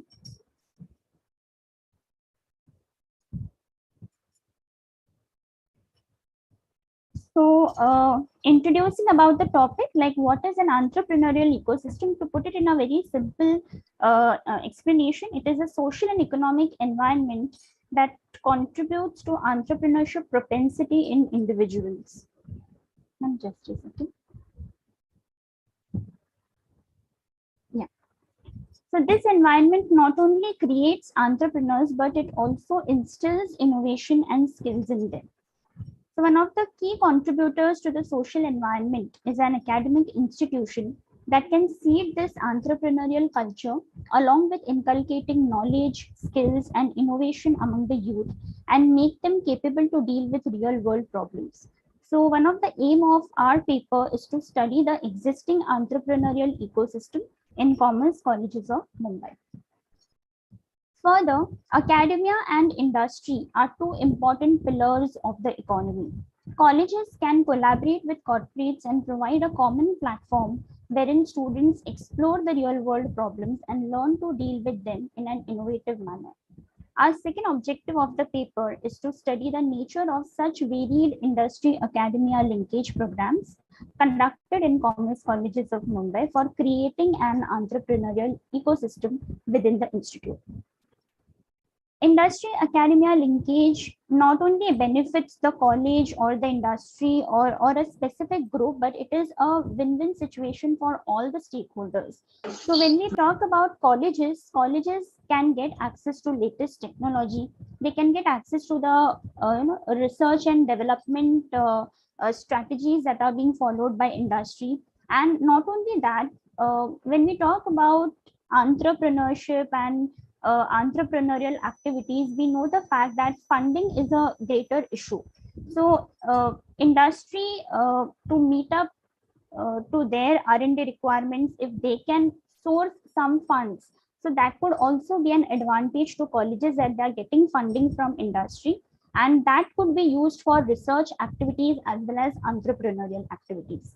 Similarly, industry also can get access to young talent, and then when we talk about skills, definitely skills can be embedded, and skills there are youth who are born with skills. So industry can get access to these two kind of youth, wherein the ones who are born with talent and skills, those could be grabbed up by industry. And industry can also get another advantage through this linkage program, is that they can get research partners, like colleges can act as research partners. So not only students, but even faculties can act as a greater source for industry research and development. So that is one of the advantage that industry can get. And yes, ultimately, when we talk about youth and skilling, like we had been discussing about these issues, challenges, like Dr. Raju sir has also pointed out that we have this skill mismatch. So I think students or the youth of the nation could be ultimately benefited by this linkage, wherein they are wherein we can try to bridge up that gap of skill development or skill enhancement. So on that terms also, we have finally made the last objective as to study the impact of industry academia linkage on entrepreneurial ecosystem in colleges to assess the outcome of this collaboration. Moving ahead to the research methodology that we have followed, the paper is constructed on primary and secondary data both to understand the literature on entrepreneurial ecosystem, innovation and skill development, as well as industry academia linkage. Various research papers, articles, and government websites were reviewed. We had also reviewed websites of IITs and IIMs to get an overview as to what kind of linkage programs they conduct and what kind of events they conduct, so that we can get ideas as to how the same thing or how they can act as role models for commerce colleges to instill the same culture among within the institute. For an empirical study on entrepreneurial ecosystem in Commerce Colleges of Mumbai, a survey was conducted wherein teaching faculties had participated in the survey. 110 faculties had participated, with mostly responding to online survey through Google Forms. And I have spoken to few of my teaching faculties as well through telephonic survey, so that I can get a better interaction with them. A structured questionnaire with open-ended and closed-ended questions was used for the survey, and the data is analyzed and tested with simple percentage method and is graphically presented through pie charts and bar diagrams. So coming to the findings in correlation to our objectives, as the first objective was to understand the existing entrepreneurial ecosystem in commerce colleges. So we have found that commerce colleges are having they do have an active entrepreneurial ecosystem because they are conducting varied events at the college level, which includes inviting industry speakers to discuss contemporary issues. They're keeping a number of academic competitions like business plan competitions or making an advertisement or or finding a solution to some case studies. So these are a few competitions and events that are held at the college level. Eureka is also part of conducting a business plan competition. Then there are entrepreneurship fairs and many more such activities are conducted at the college level. Coming to the statistics, 55% of the respondents have agreed to the fact that they are having an exclusive entrepreneurship development cell in their college through which they conduct a lot of events. And 73% of the respondents have said that they are collaborating with industry to plan varied events for skill enhancement among the students. So this is a very positive outcome of this study, wherein we can say that commerce colleges are actually progressing towards collaborating with industry for making the linkage a success. Out of the total number of events conducted by colleges at their personal level, 73% of the events are conducted in collaboration with industry. So this is also a positive outcome of the study. When asked about the benefits gained by colleges due to industry collaboration, so there were few options checklist which was given to the respondents, and 100% of the respondents have agreed to the option that more workshops, seminars and webinars have been conducted for skill enhancement after industry collaboration. 75% of the respondents claim that more students are taking interest towards entrepreneurship, and 25% of the respondents say that they have been planning to set up an incubation center. I have not written here, but there were two more options that was given. One was no benefits at all, to which there were no response, and one was setting up of incubation center or innovation hubs. So again, there was no response to it. So putting this into two terms, like no benefit means industry collaboration definitely is adding on to some or the other benefit to the colleges. And the another aspect, that is setting up of incubation center or innovation hubs wherein there were no responses, that allows room for further enrichment of the entrepreneurial ecosystem. To find out the student participation in these events, because ultimately if students are not participating in these events, there is no purpose of this linkage, and the ultimate ideology of skilling the youth and making them innovative or driving them towards entrepreneurship would not be served. So to understand the student participation, three options were given, like how to understand the rate of participation, that was less than 30%, 30 to 60% participation, or above 60% participation, to which we can see that maximum responses have come to 30 to 60 participation. So somewhere we can see that like maybe colleges or maybe faculties can work upon this area wherein they can try to maximize the participation of students towards these events so that the purpose is served. And also to know the productive outcome of the entrepreneurial ecosystem, we have found out like how many students are actually opting for entrepreneurship post their graduation. So again, on the same scale, we have found that 55% have responded to less than 30% of the students are opting for entrepreneurship after they are leaving the college. Although I would like to add one point, although this percentage is very less, because entrepreneurial ecosystem within the academic institute itself is not the factor, not the only factor that drives students towards entrepreneurship, but even maximum responses coming to this level that though less than 30% are opting for entrepreneurship, we can say that students are at least pursuing entrepreneurship as a career option. So somewhere definitely this percentage can also be increased by working on other factors that drives the students towards entrepreneurship. I have one suggestion which can actually strengthen the. In front of all of us. Language. I have one suggestion which can strengthen this industry academia linkage. That is, University of Mumbai can arrange an entrepreneurship summit annually at university level, allowing colleges, undergraduate students, and industry to connect. And this can really assist colleges in networking, arranging more innovation-driven programs, and strengthening research by dealing with real-world problems. In fact, in the University of Mumbai is already having a department of innovation, incubation, and linkages, wherein it is inviting a lot of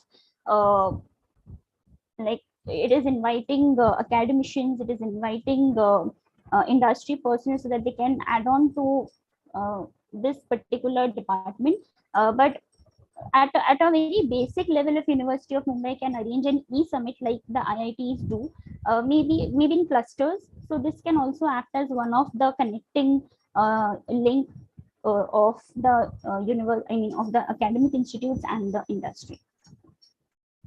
So to conclude, commerce colleges in Mumbai, yes, they have progressed towards developing an entrepreneurial ecosystem by collaborating with industry and conducting varied competitions, as we have seen. And they are trying to provide a desired environment to foster innovation, skills, and entrepreneurial mindset among the youth. However, there is a scope for further enrichment of the entrepreneurial ecosystem by setting up of innovation hubs, incubation centers, and research parks in more commerce colleges of Mumbai, because the entrepreneurial ecosystem is limited by conduct of events, which is also a good part, because at a primary level we need to conduct events, but at a when we want to further enrich the entrepreneurial ecosystem, we can think of setting up of these centers in the coming time. This will enable students to work in collaboration with R&D of industry, pursuing entrepreneurship, as they can get funding from incubation centers and many more intrinsic benefits. And as I told, college faculties too can get access to technology for research work, thereby encouraging academic entrepreneurship. So this is my take on the research paper. Thank you very much for patient listening. And I am open for any questions. Thank you so much. Dr. Kohli, I had a question here, which not so much to Arpita, but to you and maybe Sridevi, because Dr. Jagdish Acharya is not here, I think, yet. This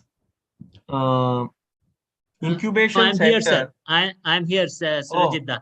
I'm sorry, I'm a little late. I'm sorry. Yeah. Please carry on with your question. Yeah, my question is that there is an incubation center which should be there in all colleges, as Arpita is saying, to promote entrepreneurship.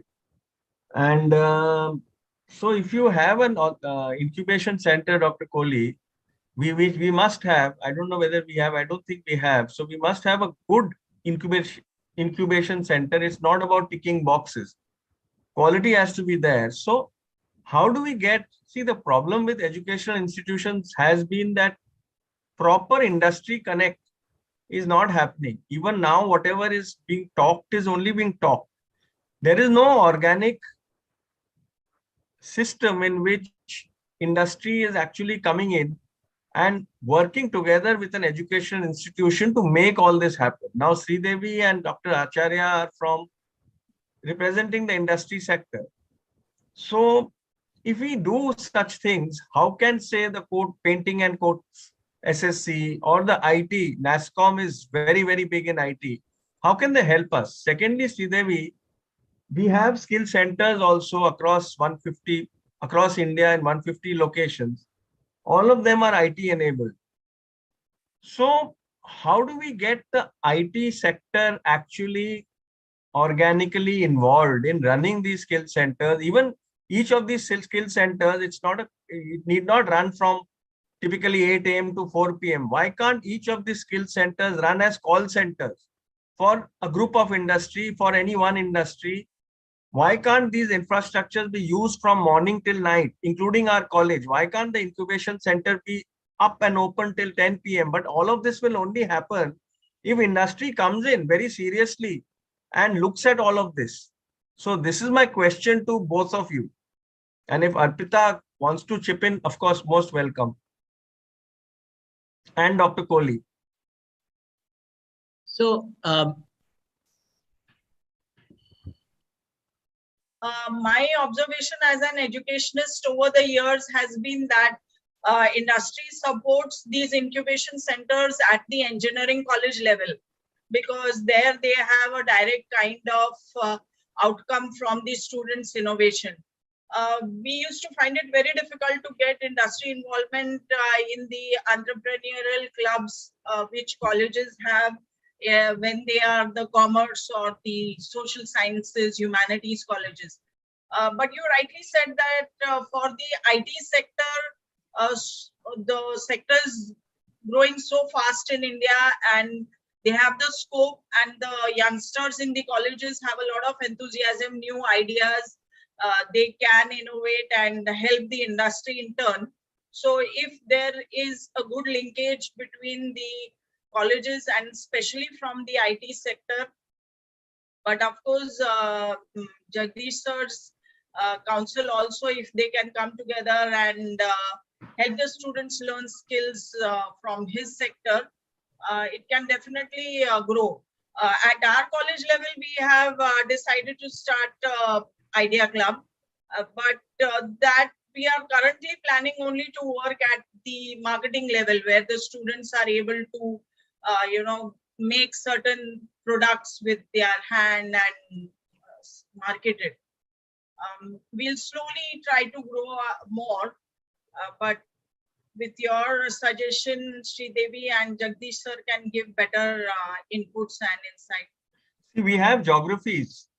Let me put it a little more specifically, precisely. We have geographies where these colleges are, where the skill centers are, they are not moving anywhere. So you need specific industry from the IT sector or the paints and coating sector to actually tie a knot or get into a relationship with these geographies, these infrastructures. It cannot be just discussed at a macro level, and it will not happen. So this is what I'm interested in. I'm looking for a key where, like Vithalwadi College, which are those industries which are around that college, which Jagdish Acharya ji or Sridevi can get us to Dr. Kohli, have a meeting and get started. Again, like I said in the beginning, get started with these colleges and with this industry. We will reach, otherwise we will never reach. Can I add, if I'm with due permission, can I add? Yeah, I like, one thing is coming to my mind that when we talk about this connect, can, like, forget about other things, can we have R&D, like R&D which is working with industries? If only that part, if we can bring into education and allow our students to be a part of it, can that work? Like, I am very young compared to compared to all the dignitaries. Everything can here. work if the industry comes in organically. Nothing can work if the two don't come in. Yeah. Yeah, Dr. Acharya. Yeah, so I wanted to react to this, Arpita and Surajita, Dr. Kohli. Thank you for having me. I sincerely apologize for coming late. Sridevi also is a part of the Sector Skill Council, so I really welcome her ideas also. But let me put the question in perspective. Let's talk about industry, academia, or industry educational institute interaction for mutually beneficial purpose. Let that be the problem. If you were to look at it from the point of view of a general macro situation, it's actually a story of a continuum on one hand, you have a US style interaction where, corporates really are engaged with academic institutions, research funded fully, properly, and that's on one end of the continuum. On the other end is where there is a complete disconnect. Okay. Now, where we are, as far as India is concerned, is we are closer to the other side, which means where the disconnect is there. But the good news is we are moving towards the center or little moving towards the industry association. And I'll tell you how. Because of the so much of emphasis, because of the enormous emphasis that is being given today in ensuring that all skilling is industry relevant. Education policy has been overhauled. Credits have become very easy to get if you have skilled in some areas, so on and so forth.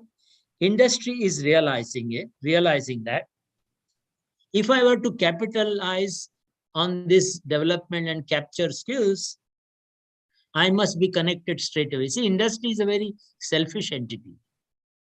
And industry doesn't just open its palms so easily unless there is mutual interest. Even in the US type of situation, there is an ultimate interest. So when the industry is realizing now that the education system is becoming more industry relevant, and even the Apprenticeship Act, which is changing now, is all becoming pro-industry. Sector skill councils like us, 37 of us are there. We are bridging the gap. There is going to be a moment on that continuum. Okay. Having said that, let me quickly come to the paints and coating industry. Actually, I'm sitting in Institute of Chemical Technology in Mumbai because I had a lecture to give, and I'm here. Now, the thing is, this is one institute which has interacted with the paint industry very much because most of its technologies are actually taken by the paint industry. Okay. Similarly, there is a paint technology institute in Kanpur, HBTI. There is one in Pune, Gokhale Institute. All these students come to the paint industry. They're absorbed by the paint industry because it is very specific and domain related. Having said that, does the paint industry absorb enough of on the application side? No, there has to, because a large part is informal. So we as sector skill councils will have to make extra efforts in marrying the needs of a skill university with a cluster kind of thing. Now, Arpita, one of the issues not in favor of the suggestion you made about research and development is every company, firm in an industry is very cagey about its research and development. So they don't want to have a platform of like that. Basic research, yes, but not specific research. So we'll have to think of some other ways. We'll have to think of possible ways of getting that funding from somewhere else, from maybe the industry associations, maybe from the government, so on and so forth. Another thing I want to tell you, Arpita, and that was what I mentioned today. When you want innovation and incubation, the soul of that is disruptive technology. Disruptive technology is not embraced by successful companies at all because it's too much of a cost. Why should they, when the things are going good, why disrupt? Why shake the thing? So disruptive technology where incubation really can happen requires a different mindset, and that can only happen if there are industries putting money into it, government organizations putting money into it, foundations like Vedanta, putting funding in it. But our job is to bring the clusters together. And I agree with Surajita. I will sit with Dr. Kohli for the industry, skill industries, where there are skill universities, trying to see around that, what are the employment opportunities available for people around that area so that we can skill and then get placement. But the process is on. The good news is there is awareness and movement is forward looking.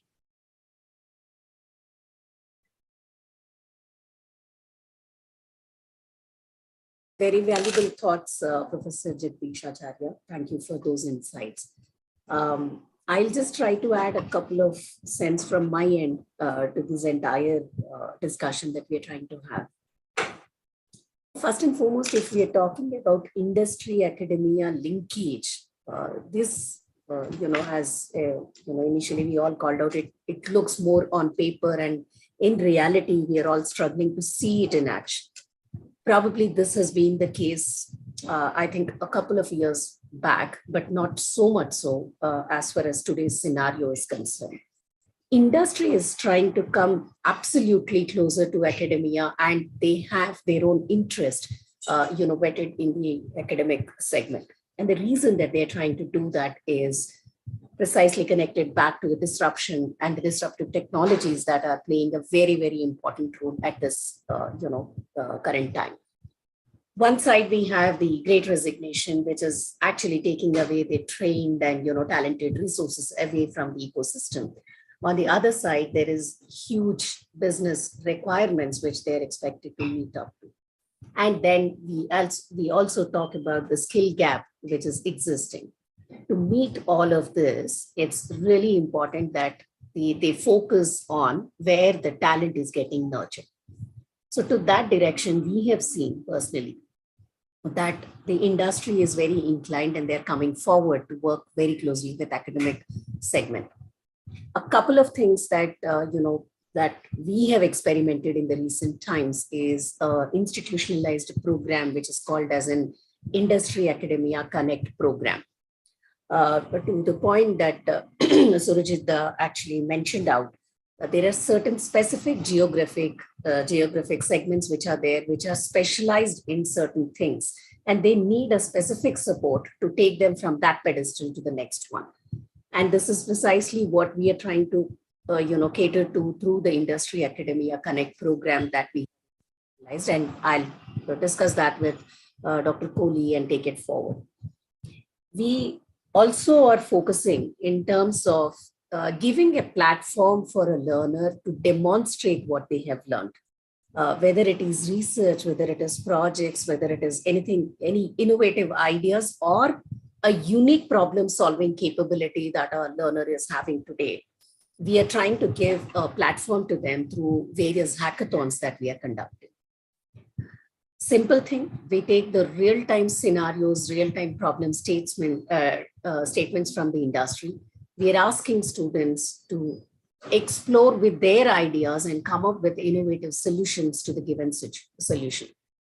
And these solutions are evaluated by the industry experts, and they are giving their insights of how this can be taken up as a business scenario and how it cannot be taken up as a business scenario, and what requirement is there to be added so that it moves from there to a logically implementable solution. So that mentoring support is coming to the youngsters through this kind of hackathons that we are putting in place.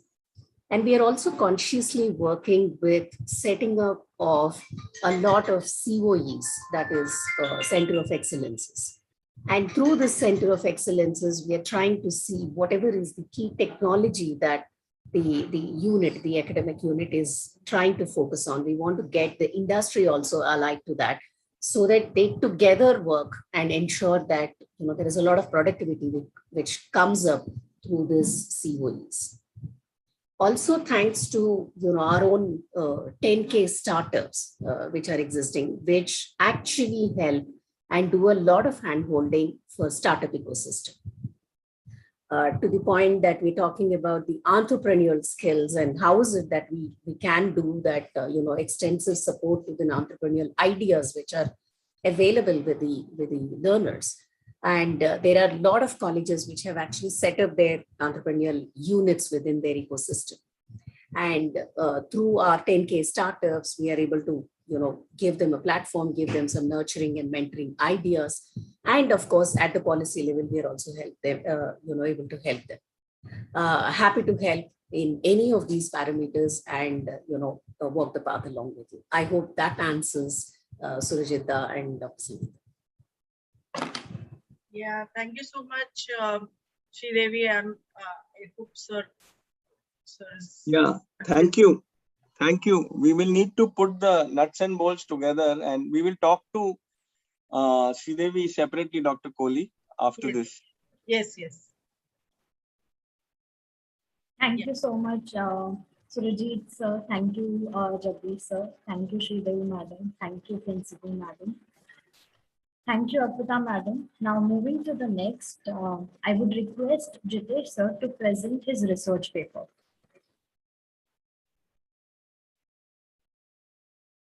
So, Sridevi, this Jitesh is our own faculty.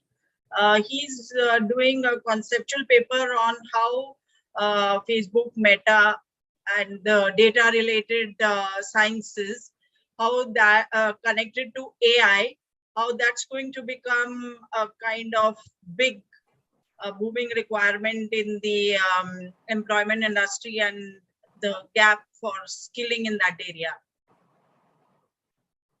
Yeah. Thank you. Thank you so much for this sweet. Forward. Thank you so much for the sweet introduction, Principal Ma'am. Good afternoon, all respected dignitaries, respected Suresh Prabhu sir, respected Dr. Sangeeta Kohli, Principal Madam.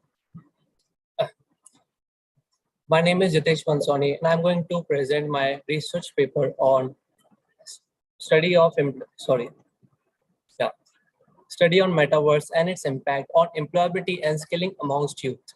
Now we are all aware about that in today's area, technology is the most embedded aspect of our lives in some way or the another. It is hard to imagine any issue that can be resolved without the use of technology. One of such unconventional technology method which is doing rounds in is metaverse technology, which can be described as a three-dimensional interaction with the internet. It is a simulation to reality. Metaverse was derived from the word meta and verse. Meta, which means beyond, verse, which means a universe. So metaverse basically essentially means beyond universe, that is beyond our actual existing reality. So after the reality, there are some simulations that are available from which we can take advantage of. Alternatively, it can be described as a place, as a virtual place rather, where a person can connect, interact, or transfer its belonging to another person or teleport himself virtually to a different place within a flash of seconds. Now, by belonging to transferring its assets, I mean, you all have heard about the digital currency and how is it transferred and NFTs, right? And for accessing these data, we'll need devices such as AR, VR, and some BCI technology. In combination, it will be used to access the metaverse realm. Now, objective of my study is to understand the concept of metaverse, the challenges faced in the employment and skilling opportunities by the youth, and the role of metaverse in addressing those challenges faced in the employment and skilling opportunities by the youth. Now, research methodology. As for research methodology, the secondary data is collected for this research, and statistical technical data, some of them are collected through various websites and articles. Accordingly, the data is scrutinized and extrapolated for this research. Now, findings of the study. The finding of the study basically can be divided into two parts, which can identify the root cause of the problems impacting the employment and skilling amongst the youth. Number one is issues of unemployment. Now, unemployment has been an unceasing issue for a while now. Despite being home to the world's largest youth population, there are an alarming unemployment rates which have been going on around for a long. As per Ministry of Statistical and Program Implementation, average unemployment rate has been over 40%, out of which around 23% comprises of youth unemployment rate. Now, these concerning rather terrifying unemployment rates raises one important question: whether the youth able and willing to work has sufficient skills, training, competency, and awareness required for the field of work they are aiming for, or even the jobs available in the industry, which brings us to the problems in skilling. Now, the answer to the question can be reflected in the very fact that our education system lacks the inculcation of employability skills, probably due to insufficiency of proper infrastructure for hands-on training and imparting appropriate competency. Now, there are some recommendations that I can give from researching about this topic. Instead of purchasing highly expensive learning equipment for enhancement of skills, since there are various equipments, very expensive equipments rather, available for skills enhancement of students for educational institutions, experience of that equipment can be created instead. in that virtual space, enabling in huge savings in that front, as well as get rid of the periodical maintenance cost of equipment. Since even if we purchase an equipment once, we have to still maintain it, and there are huge expensive costs for maintenance as well. Now, in modern times, due to COVID-19 pandemic, virtual learning technologies has become more important in area in front of education system to make it more interesting for students, more lifelike, as well as more skill focused. Metaverse technology can enable the intriguing experience in and all for students. Need for creation of better infrastructure will be eliminated, or rather minimized, I could say, since this will be replaced by immersive virtual infrastructure that can be used for educating or enabling this, enhancing the skills of the students, and thereby making them more employable. Now, finally concluding my study, I would like to say the metaverse, as explained earlier, that is a simulation of reality which creates a three-dimensional digital space, allowing the user to interact with the objects in that virtually created space. Growing unemployment problems needs a fresh line of approach than existing one very badly, since metaverse technology can play an important role in bringing an unique methods to the table that can be incorporated in the lives of youth to make the career blooms. Now, of course, there are some challenges of metaverse technology. Metaverse technology is still in its infancy stage, like it's still blooming, it is still growing. It was introduced fairly recently in August 21 when Facebook rebranded its name to Meta and unveiled its plan for metaverse. And the accuracy of simulation is still underdeveloped, very at basic initial stage. It needs at least 5 to 10 years to be in mainstream, and let alone to be included in the education system. Thank you for patient listening. Thank you. Now I would like to invite some questions, if any. Thank you.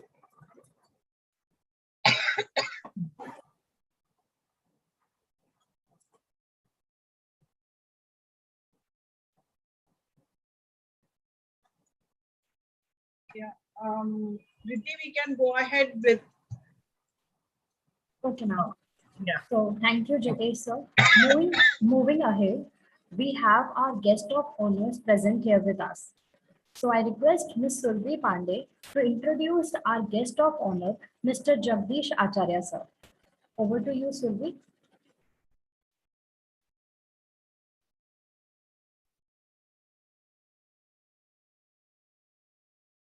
Thank you so much, ma'am. Good afternoon to one and all. I am Surbi Pandey, pursuing in TY. Glad that I got this opportunity to introduce such a great person, Shri Jagdish Acharya sir.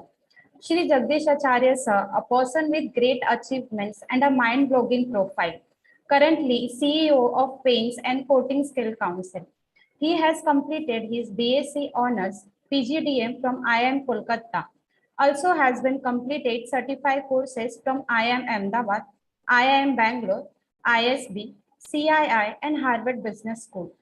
Jagdish Acharya sir has an over 40 years experience in the paint industry, of which 25 years spent in international markets of South Pacific, Australia, China, and East Asia. I would also like to share that sir is a former CEO from Asian Paints. He has served in various important positions for Asian Paints, which could be listed as board member, trustee, president, CSI advisor, and many more. So he has also worked with at least 4 NGOs closely. Some of the major positions accomplished held of Jagdish Acharya sir, Chief Executive of Jade Manager and Associates, CEO of PPG Asian Paints, member of Global Leadership Team of PPG USA, Associate Member of Australian Institute of Management, Glaxo Gold Medalist from IIM Kolkata and Udyog Ratna Award, Trustee on the Board of Collective Good Foundation, Regional Vice President and member of the Management Council of Asian Paints International. A man with so many accomplishments is a person who is a role model for everyone, and we youth look forward to listening for such a stalwart. I request Jagdish Acharya sir to enlighten all of us with his warm words. Thank you very much, Surbi. First of all, I am grateful to Vedanta Foundation, Dr. Sangeeta Kohli, Surajit Da for inviting me here today. when I asked Dr. Kohli what I should be really speaking about today, she mentioned that, all of you would like to know a little more about the skilling ecosystem and what are the employment opportunities that are there. So I have prepared a small presentation. Some of you may know of what I'm saying, but some of you may not. And I thought it's my duty to share with you some of this information. So if I may have the right to share screen, I'll be grateful.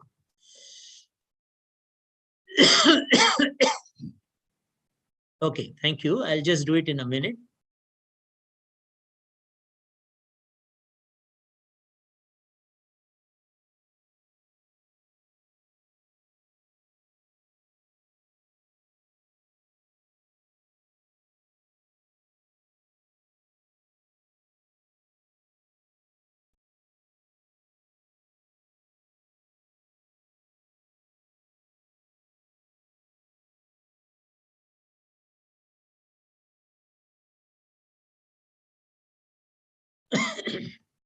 Please bear with me. I'm sorry about the.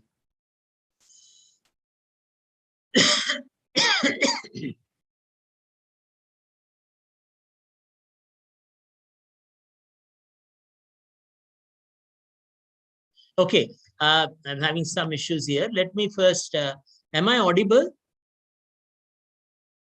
Am I audible? Yes, sir. Yes. Yeah, okay. Just a minute.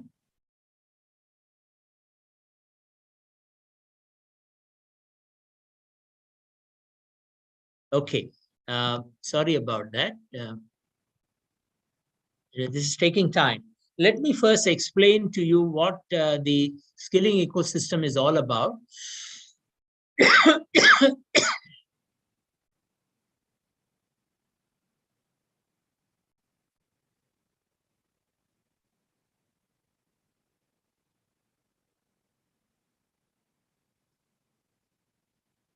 Anyway, I'm not able to share that screen. Let me go through that presentation verbally so that you know what is there in my mind.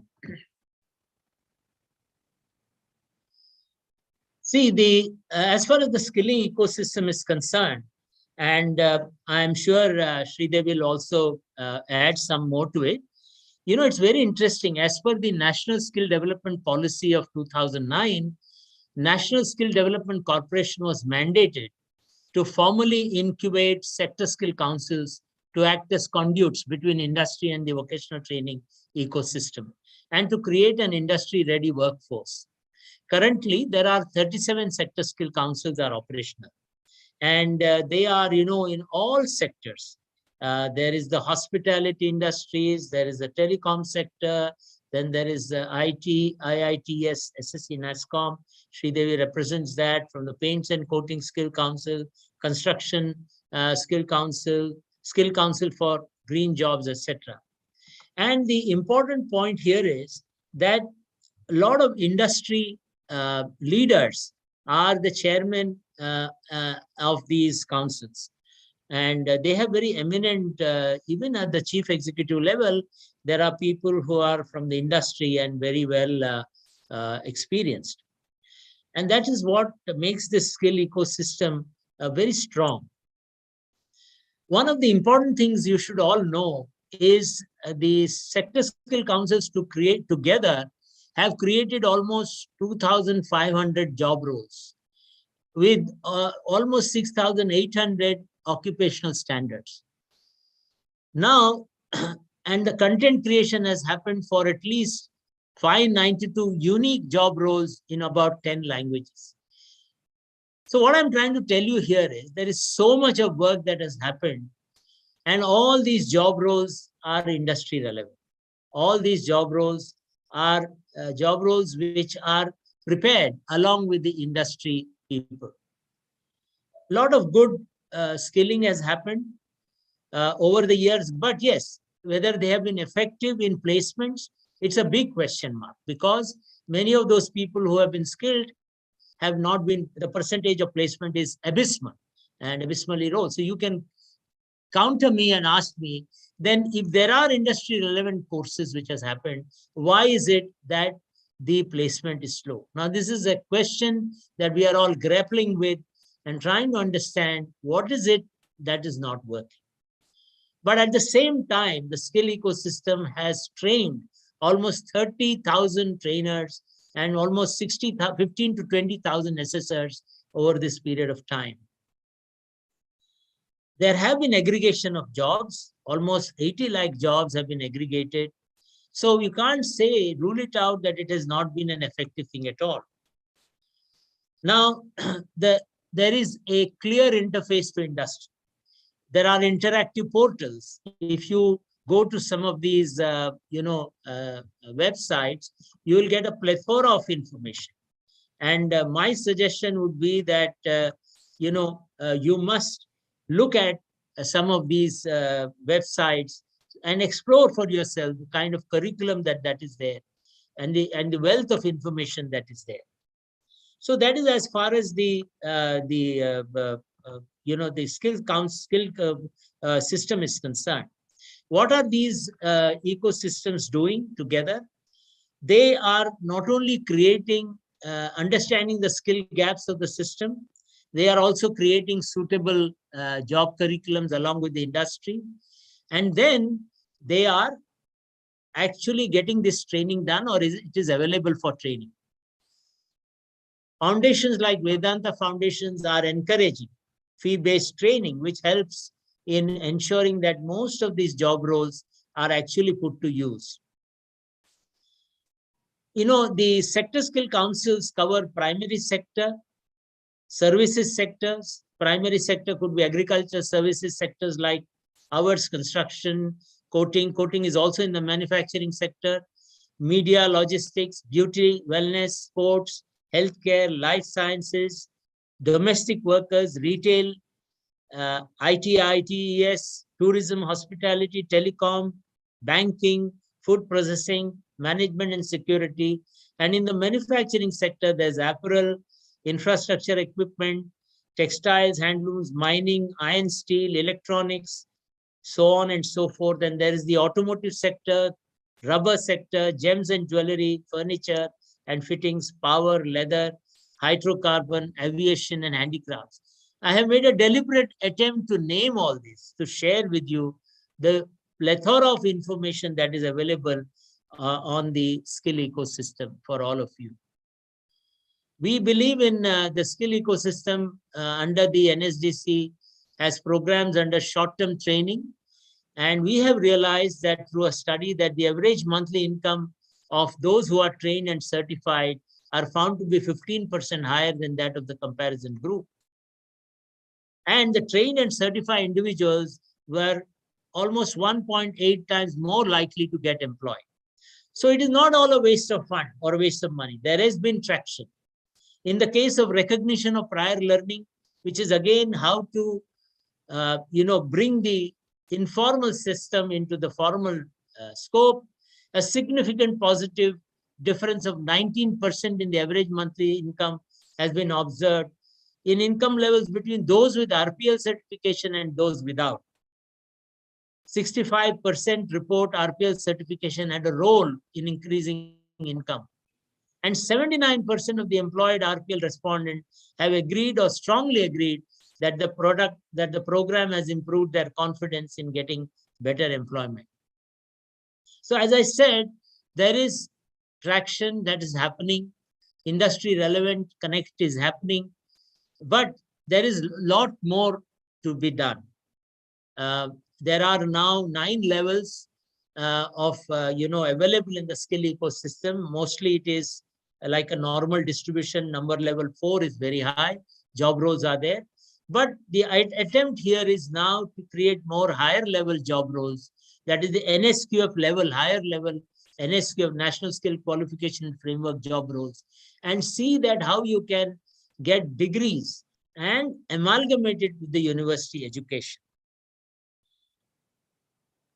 So formalization of workforce is also happening, as I said, through RPL and through apprenticeship program. One of the biggest programs is the apprenticeship programs. And I'm very happy to inform you that Mr. Surajit had a great role in forming this apprenticeship program. It is taking a turn for even a better now And I believe me, in years to come, apprenticeship will be recognized as an aspirational part, and it will serve the industry very well because it is completely job focused. The minister also unveiled the internship program. So there are so many things happening in the skill ecosystem. I also want to tell you about the employment opportunities. Now, in paint industry, for example, paint industry is about 60,000 crore industry, and this a lot of it is in the informal sector, in the application industry.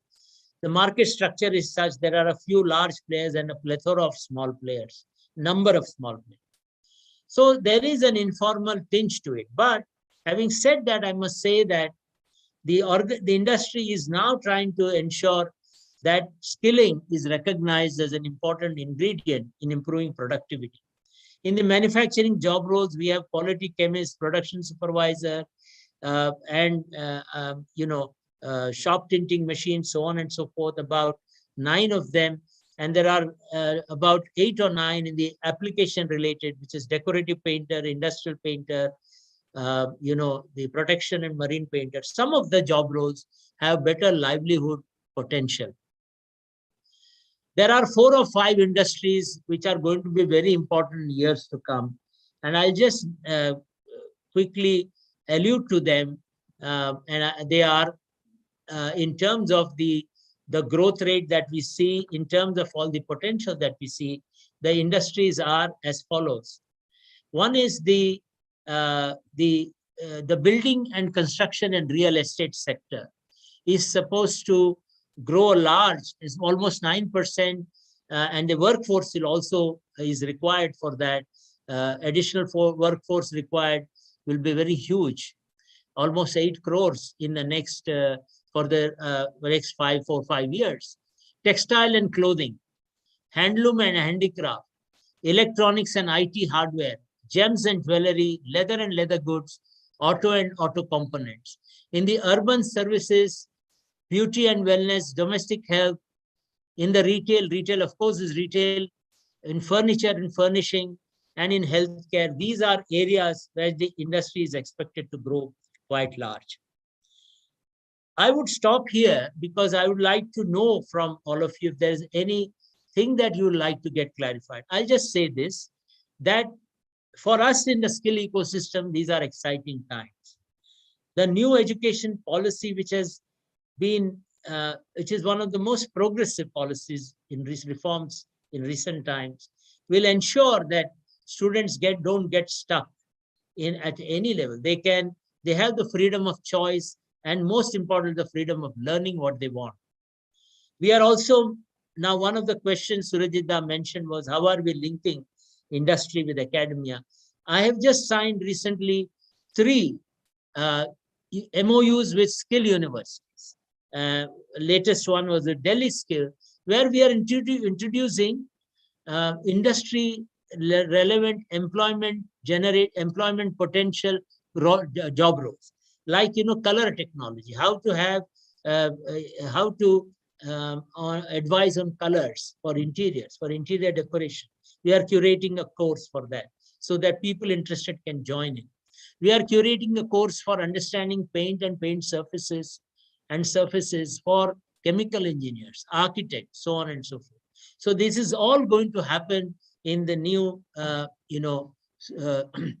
the new landscape of things, because the skill universities are also saying, let's make our educational system more industry relevant. So I'll stop here, and if there are any questions, I'll be very happy to answer. Thank you.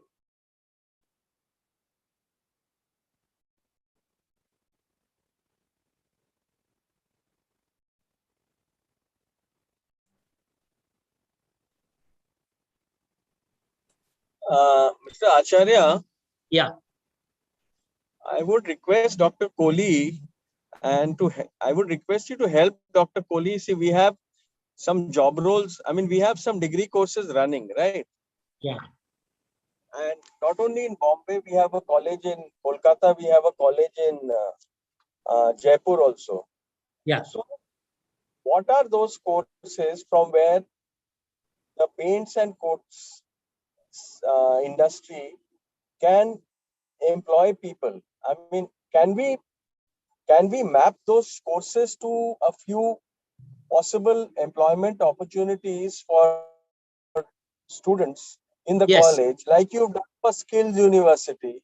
Similarly, for a non-skill university, suppose a normal degree course, commerce, account, it may not be relevant, or social sciences or science. I mean, do they get linked to any job role in, say, the paints and coatings industry? And if so, can we have these courses being run for that set of industries to the extent they need people locally? And can we have shop floor training in those industries for these students? Can that kind of Absolutely. that be worked out Absolutely. with the three principles? I will do it without delay, because I'll give you two examples. One is, the technical sales representative. It requires a basic degree. And supply chain and logistics in the paint industry is very critical. Small industries require good supply chain people. And a supply chain person can also be the purchase guy, the sourcing guy, so on and so forth. I can curate courses which are meaningful for industries which is in inventory intensive, like raw material intensive or inventory intensive, like paints and coating sector. So we can prepare such courses or add additional credits. See, actually, the interesting thing, Surajit, now is I can give a job roles in multiples of 30 hours, and it can be taken as credit by any university. So it's really a good thing that has happened, and I can add additional credits, additional courses in multiples of 15 or 30 hours, which can be added as a credit for the course. So the student will benefit immensely. And I'll work out with Dr. Sangeeta ji immediately in the next week and ensure that we do some mapping as far as the job roles are concerned. Yeah, because if we can have one proof of concept, we can show it to the other colleges and other sector skill councils. Sure. And even Sridevi, I would request if she can also sit with Dr. Kohli and do this. It'll be very nice. It will be a positive outcome of today's deliberation, that this is what happened and this is what proof of concept. And then let's plan our degree courses, and we can also run skill centers in the evening in these colleges if it requires to be done for the community at large. But let's map the specific industry who would look at these as possible excellent human resource banks for themselves, and we will have students getting into shop floor of these industries as they go along. So this kind of thing, if we can have, Dr. Kohli, it'll be excellent. And then we can show it to the other principals that this is what I've been wanting to do. Also, I will rope in other 2-3 other CEOs of the SSCs, so that we have a large, that will be a larger bank, and let's do that, Dr. Kohli, because at the end of the day, you get a ready-made graduate, but if he doesn't know where to go, he or she doesn't know where to go, then there is a problem. But if she or she knows what are the potentials, scope, then it becomes much easier in terms of aspirational quotient. Yeah, Dr. Kohli, can you respond on this? Yeah, perfect, sir. This is perfect because we would also want to move in this direction instead of just making the students go through the graduation. By the time they are graduates, if they are skilled in whatever is their interest area, it helps. Like Suresh Prabhu sir said, that it gives him a sense of purpose for his life and creates an identity. So with your and Sridevi ma'am's support, we should meet next week and see how we can go ahead and materialize it. It is very important. Sure, done. Yeah, we'll do that, sir. Thank you so much. Thank you. So much. Thank you, madam. Thank you, sir. Thank you so much, Jagdish, sir. We appreciate your interest in the well-being of the youth. Your suggestions has provided us a guideline for the betterment of this noble cause. Thank you, sir. Now, sorry, there is one point I want to mention. Sorry to interrupt. No. I would like to tell all this, the young people here, skills are one thing, but now the new decade is, and this has been used by other people, but I'll repeat it because I'm convinced you should learn how to learn, because you will have to have more number of skills. Every day you got to learn new things. So learning how to learn is very important. And once you have that, then you will find that jobs will come your way. Thank you. Very true, sir.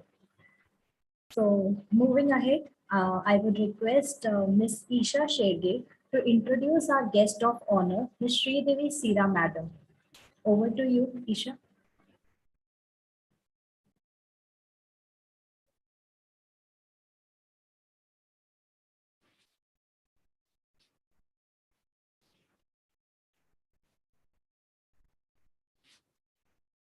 Thank you so much, ma'am. I'm Isha Shedge, pursuing back from Vedanta College. I'm glad to take this opportunity to introduce Ms. Sridevi Sira, ma'am. Ms. Sridevi Sira, ma'am is highly focused, result-oriented, and business development professional with strong exposure in expanding business in dynamic and changing markets. She has notched up with multi-million-dollar contracts and won business from key accounts in IT industry. She also has an experience in managing end-to-end learning and identifying students' learning. She also enhanced with the skills like creativeness, leadership skills, flexibility, analytical, and problem-solving skills. I would like to request Ms. Sridevi Sira, ma'am, to share an experience about such a wonderful journey.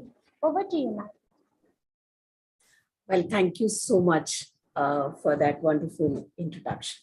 So before I start off, a very big thank you to Vedanta Foundation, Vedanta College, Dr. Kohli, and Mr. Surajit Roy for having me over here as one of the persons to speak on this occasion. Thank you to Mr. Suresh Prabhu sir for his very, very inspiring inaugural note. For all the insights, Dr. Sachidananda Shukla sir, Mr. Jagdish Acharya, Dr. Murtuza, it's been a real, learning all through the sessions, and compliments to all the people who have actually presented your papers. These are very innovative ideas, and the cusp of India is on the rising horizon, and you are the witness to all of that. And congratulations to all of you for being chosen to be present over here, and you have a bright future ahead. Good luck to all of you. On this count, I'll just go back to the discussion that I was having with Dr. Kohli, trying to understand what exactly did she want me to highlight on. And with her inputs and insights, I just wanted to share certain thoughts with all of you. And if I may be given kind permission to share my screen, please.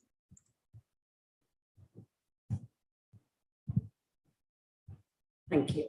I hope my screen is visible. Yes. Yes, Sridevi. Thanks, ma'am.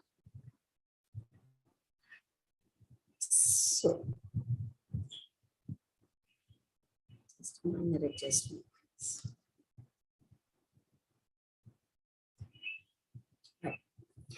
So basically, this was the topic of the day, and, really, really inspiring to see all the things that we have seen so far. On that count, let me just go back to, skilling and the Sector Skill Council, the transition, the agenda of the Sector Skill Councils, how NSDC wants us all to work is something that Jagdish Acharya sir has actually covered it extensively for me. And the benefit of being the last speaker is majority of your points are already covered. And probably we stand here to echo what was already being said, and a big thank you to all of them for covering our points. As NASSCOM, the vision that we carry very closely with us is when the world thinks digital, the world will have to think about India. That's a vision that we carry on with us. Our mission is to help technology products and service industries in India to be trustworthy and innovative across the globe. over 30 years of innovation that we have seen, and we feel transforming the industry and transforming India with a talent space is something which is very, very important. Skills, basically, if we just want to know what a skill is, it is basically a term that is talking about the knowledge, the competencies, the abilities to perform various operational tasks which is laid in front of us. These are to be developed through life and work experiences, and they can also be learned through study and a systematic study. In today's context, it's very important for us to not just think about skills, but also think about digital skills. Today, you walk across the street, everybody you see across is carrying a mobile phone with them. One of the days when you wake up for an alarm clock, the alarm is now coming through your mobiles. You want to order food, you use digital technology. You want to buy vegetables, you use technology. You want to switch on your fans and ACs, you use digital technology. Technology, and that too in a digital frame, is there in every walk of our life. And it's a no-brainer for me to talk about the importance of digital skills today. Digital literacy and the ability to know how those digital skills conjunct with critical thinking is a very, very important point for all of us. The area between digital skills and digital literacies is where digital skills actually lie. Some data-driven points, and I know Dr. Shukla actually covered a majority of these points. It will be a slightly repetitive, but allow me to share some very, very interesting perspective from the data aspect. We are all heading towards $1 trillion digital economy, but another research report also indicates that India will be a nation which will contribute almost about 90 million people to the world's workforce by 2030.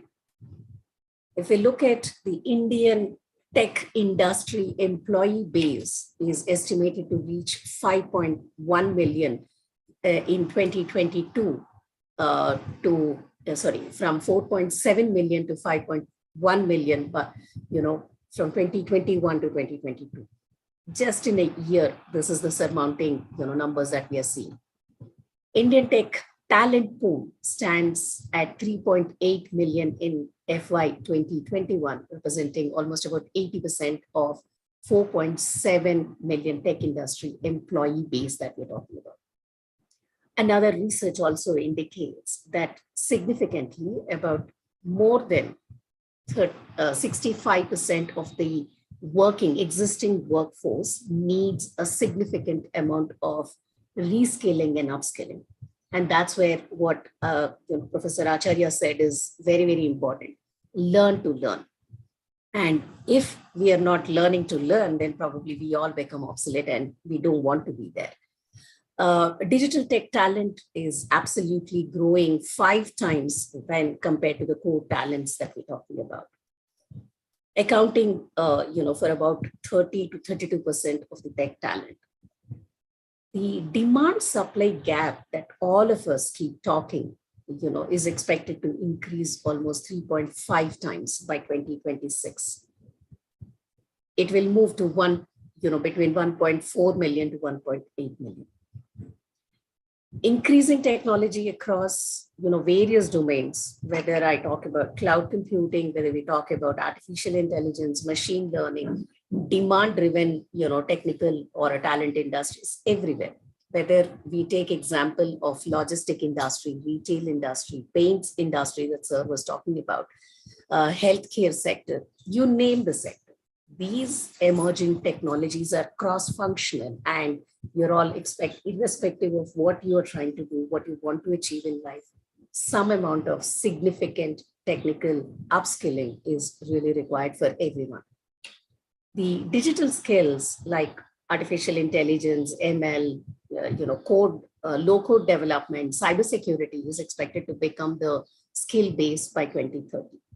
I'll go back to the point that if we have to contribute about 90 million people by 2030, we need to actually nurture the talent that is required by the industry at that particular time. It's not that everybody is expected to be a developer or a coder or anything. Even as an end user, we are expected to learn all of this. As India is marching ahead with digital transformation of its economy, job sector, how is the digital and the future skills landscape looking like?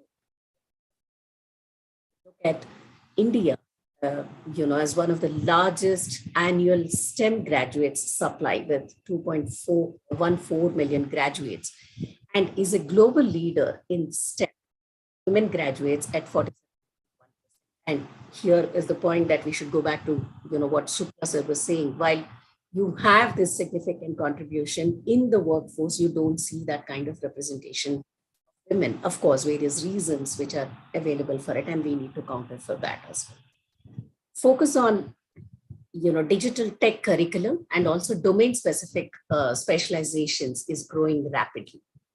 That's the reason why we see some specializations coming up, like BTech in artificial intelligence, BSc in artificial intelligence and data science, and AICT is suggesting, as other institutions also to incorporate these kind of learnings. Deep learning, reinforcement learning, and probabilistic reasoning. These are all things which most of the IITs are really covering. Artificial intelligence school curriculum, and when we look at NEP 2020 recommendations, it's very clearly calling out standard aligned curriculum. And that is something that a few minutes back, all of us were talking, NSQF standards, and how is it that we make meaning out of all these standards to be incorporated in the day-to-day ecosystem and thereby create industry-ready talent pool. That's where we are all looking. When we look at the tech hubs, we have more than approximately about 85% of Indian digital talent available over there. Reverse migration-led adoption for remote and hybrid work models is expected to drive the tech talent in emerging locations and other tech hubs as well. L&D, which is traditionally focused on compliance training, are now looking at the streams for continuous learning for their internal workforce. India's L&D domain is currently focused on enabling online learning solutions, and all of us, I think, if you go back to last 24 months, I am sure each one of us would have gathered or acquired some new skill in the last 24 hours, and the way we would have done it is all online. And that's why the online learning solutions are really, really very important. These are, few more data points where we're talking about the talent shortage, the global phenomena. When we look at, locations such as USA, China, UK, India has been robustly reskilling its non-tech and core tech workforce, digital tech talent, and we are on a very, very fast pace. Kudos to all of us as Indians for being on that space. India is continually reskilling its core tech workforce.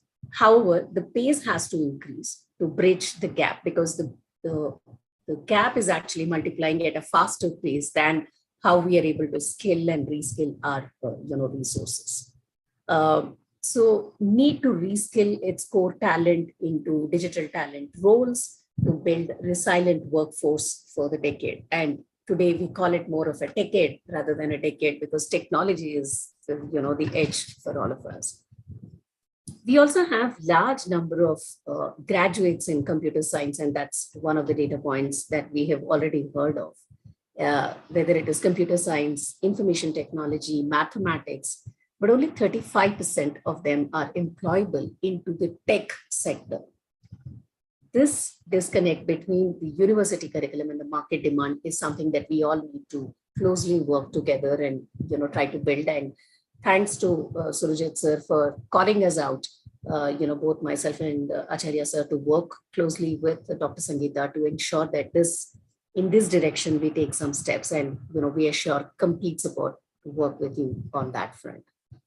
Indian universities, with due respect, they lag in terms of industry academia tie-ups, and we all, know it in some form or the other. And we are taking certain steps to bridge that industry academia, gap that we're talking about, and drive the industry to look at it through various internship programs, apprenticeship programs, and learner intervention goals to the graduates again. So these are all some of the efforts that we are actually. What we would like to, to call out when we are catalyzing growth to impact India, we want to be shaping the tech policy and regulation, accelerating the global market access for our IT companies, future skills building, India's #1 digital talent. That's something that we want to achieve. Think digital, think India. That's a mission that we are carrying with us. Enhanced engagement across various outreach programs. We want to be present at all locations to support, whether it is industry, whether it is academia, we want to do that. And startup ecosystem, we've actually spoken about this as well. We, as an architect of National Digital Skilling Platform, this platform has been built in association with MITI, Ministry of Technology. The purpose of this platform is to skill, upskill, and reskill every citizen of this country. Trying to democratize the digital skills through Future Skills Prime platform, which is now called as the National Digital Skilling Platform. We are also trying to forge relationships with various industry associations, specific tech target groups, also women organizations, trying to get everybody into the fold. And we are also doing some cross-sectoral work, and Dr. Acharya will be impressed to listen this, that we are working with the automobile sector, with the healthcare sector, with various other sectors as well, trying to create how these skills are mutually going to be contributing and how we can emerge together as victorious. We also want to encourage the industry to contribute content onto the platform, and that's how we've brought in various virtual internship programs onto the National Digital Skilling Platform. Some of them which I've highlighted over here is Microsoft Artificial Intelligence Classroom Series, where we have trained about 100K people, Cisco virtual internships, where 200K was there, DHC Digital Skilling Initiative by NASCOM Foundation. Also, similar such initiatives are coming up from Salesforce as well. So this, is also helping us do a lot of cross-sectoral collaboration. Continuing on the digital skilling machine, we want to collaborate with academia. We already spoke about NSQF aligned programs and how we would like to integrate these things into your syllabus. We would like to work very closely on that. Also doing a lot of teacher training. We are also supporting CBSE to create skill development programs at the school level as well. Then we all know the virtualization of skill development is basically to enable the scale, if we really want that. We are talking about, I spoke about various internship programs, and that is straight contributing to the credit equivalence. And these credits are recognized also. And there are states like Karnataka, which has implemented mandatory skilling elements for every graduating student, irrespective of whether they come from arts, commerce, law, or any kind of background. Online assessments is something that we are actually experimenting and working very consciously on that, and we are on a pilot mode for those. And also auto-proctored assessments we've been doing in the last 24 months. Digital courseware, we don't want to really limit, because the technology is so emerging, then investing in books and pieces of paper rather than that, I think investing in digital courseware is more appropriate, and that is where we should look at online training for apprentices, where every organization has a scope. I know I'm standing between you and the lunch, and then I'm really trying to move it fast. Digital skill literacy, through this, we want to boost online learning. Digital literacy skills give you an extra edge when compared to others, and we are also efficient and effective in supporting communication, effective communications.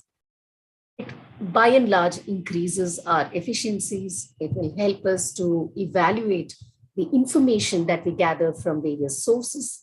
Also, the crisis-proof and future-proof careers need to be built for all of us. And also, digital literacy skills can, also ensure that the income is on the increase. Really are conscious about where are you on the digital learning space and you don't know where to, or we have a support system, please log on to futureskillsprime.in, and there are incentives also which are available. You can keep learning and all these 10 emerging technologies. And we also spoke about professional skills in one of the paper presentations.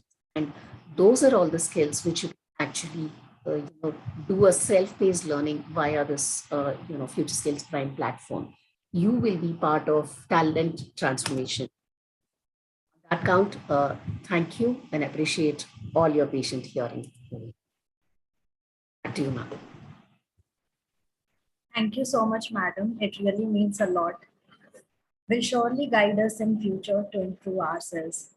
Thank you so much for sharing your knowledge. Now, I request our principal madam, Dr. Sangeeta Puri, for the concluding remark.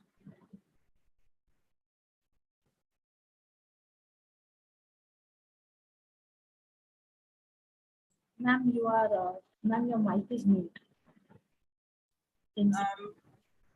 I'm so happy we could arrange this kind of an event today. It's mind-boggling, the kind of information and the kind of knowledge we could gather from all the luminaries. You all really put in a lot of insight into the skilling and the employment sector of our country. We have been hearing a lot about the demographic dividend which we are living with, and we are not able to tap that. While it is very important that we look into it very consciously, because we are a growing economy, and if we are able to tap the potential and bring out the best out of the bright minds like you all, Sachin, Shukla and Murtuza sir and Jagdish sir and Sridevi, all agreed that the minds in India are sharp and they have a lot of talent and potential. We just need to channelize it. So the role of skilling will play a very important role. So to start with, we are very, very thankful to Suresh sir for his inspiring talk, and like always, he spoke from his heart. He feels for the country. So he said that because our education system is not able to fulfill the requirement of making the student and the youngster capable for getting a job, the youth gets lost, because for each one of us, eventually job is our purpose of life. Eventually job creates an identity for us, and so how we can come together to work and create skilling which will help in bringing about this kind of an outcome for the youngster, so that he feels a sense of achievement and pride in his life. So very well said, Suresh sir, and I think our deliberations did work to that direction, and I'm so happy about it. And I'm sure Suresh Prabhu sir is also happy. If he has the opportunity to listen, we will send him a recording. Sachin showed a good idea about the latest statistics. In fact, I'm referring to him as Sachin because he's been my ex-student at KJ Somaya 93. And as chief economist, he plays with numbers all the time. But what I appreciate about him always is that he brings about the positive picture, which becomes very encouraging. So though we continue to feel that it appears very gloomy and we don't know how we are going to match this gap, huge population and lot of skill required, and we don't have the mechanisms to get the both ends meet. But with his latest statistics and how we can do that, he gave a good idea on that on the scenario. Murtuza sir brought out another very amazing kind of a picture where he made us know about the shift which has happened during the COVID. We always knew that India has sharp accounting and finance brains, and which are being used by a lot of multinational firms abroad. Not only just the financial firms, but also the consultancy firms. And so during the COVID, how they have learned to not shift those people and work with them stationed in our own country. So he made us understand that that should continue and create more job opportunities. And he also put light on a very important aspect where bots are taking over the routine kind of employment opportunities, and we need to look into seriously on upscaling the skilling and how we are going to create specialized skilling opportunities for our youngsters. Jagdish sir, thank you so much. You also gave us a good information on the areas where skilling is going to grow exponentially in our country, the health sector and the digital sector, logistics sector. And we all know that you are closely working with the educational institutes and how you can directly tap their potential and bring them into mainstream. You rightly pointed out that the apprenticeship initiative will bring about the best in this kind of a scenario. And yes, NEP is a very big, will bring about a big revolution in this area. So we look forward to associating with you. And Sridevi ma'am, in my previous institute also, we were in close contact with NASSCOM, and we know that NASSCOM is doing an amazing job in connecting academia with industry and skilling the youngsters. Because we also know well that in India, the digital industry has grown fast and is growing very well. And there is a lot of requirement for talent. And NASSCOM is definitely playing a strong proactive role in that area. We also would like, however, Vedanta Foundation can be instrumental and facilitate, connect the Skill Council, Paints and Coating, and the digital NASSCOM Skill Council to connect with the youngsters. And so Jagdish sir also gave a good idea about creating those 30-hour courses and giving credit to the students, because that will help encourage the students that they get credit, and at the same time will make them prepare in the area of their interest.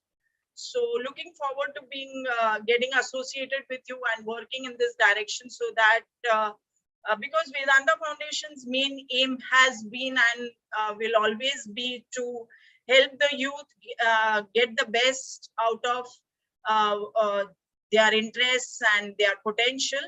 So if we can be with your help anyway instrumental in bringing out the best amongst the youngsters and helping them earn a life of dignity. So we'll stay connected with you. A big thank you to Sachin, Murtuza sir, Jagdish sir, and Sridevi ma'am. You all have opened doors to a very important aspect where working together, I'm sure, will bring about a big turnaround. Thank you so much again. Riddhi, is Jyotsna giving a formal vote of thanks? Yes, ma'am. Yes. Thank you so much, madam. Now I request Ms. Jyotsna Agarwala, madam, to propose vote of thanks.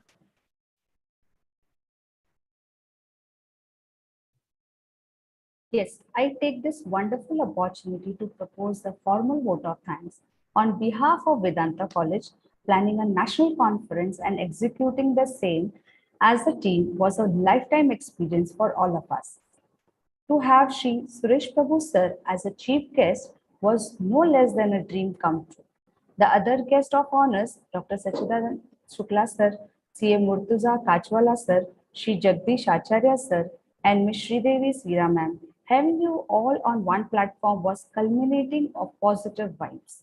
On behalf of Vedanta College, I express my heartfelt gratitude. We have a few more stalwarts who will chair the technical session. I express my gratitude to them as well. After the formal vote of thanks of first session, we would break for lunch. We will reassemble again at 2 p.m. on the same link, and then we will break out for the rooms. Thank you, everyone. Thank you so much. Thank you. Thanks a lot. Thank you very much. Thank you. Thank you, sir. Thank you very much.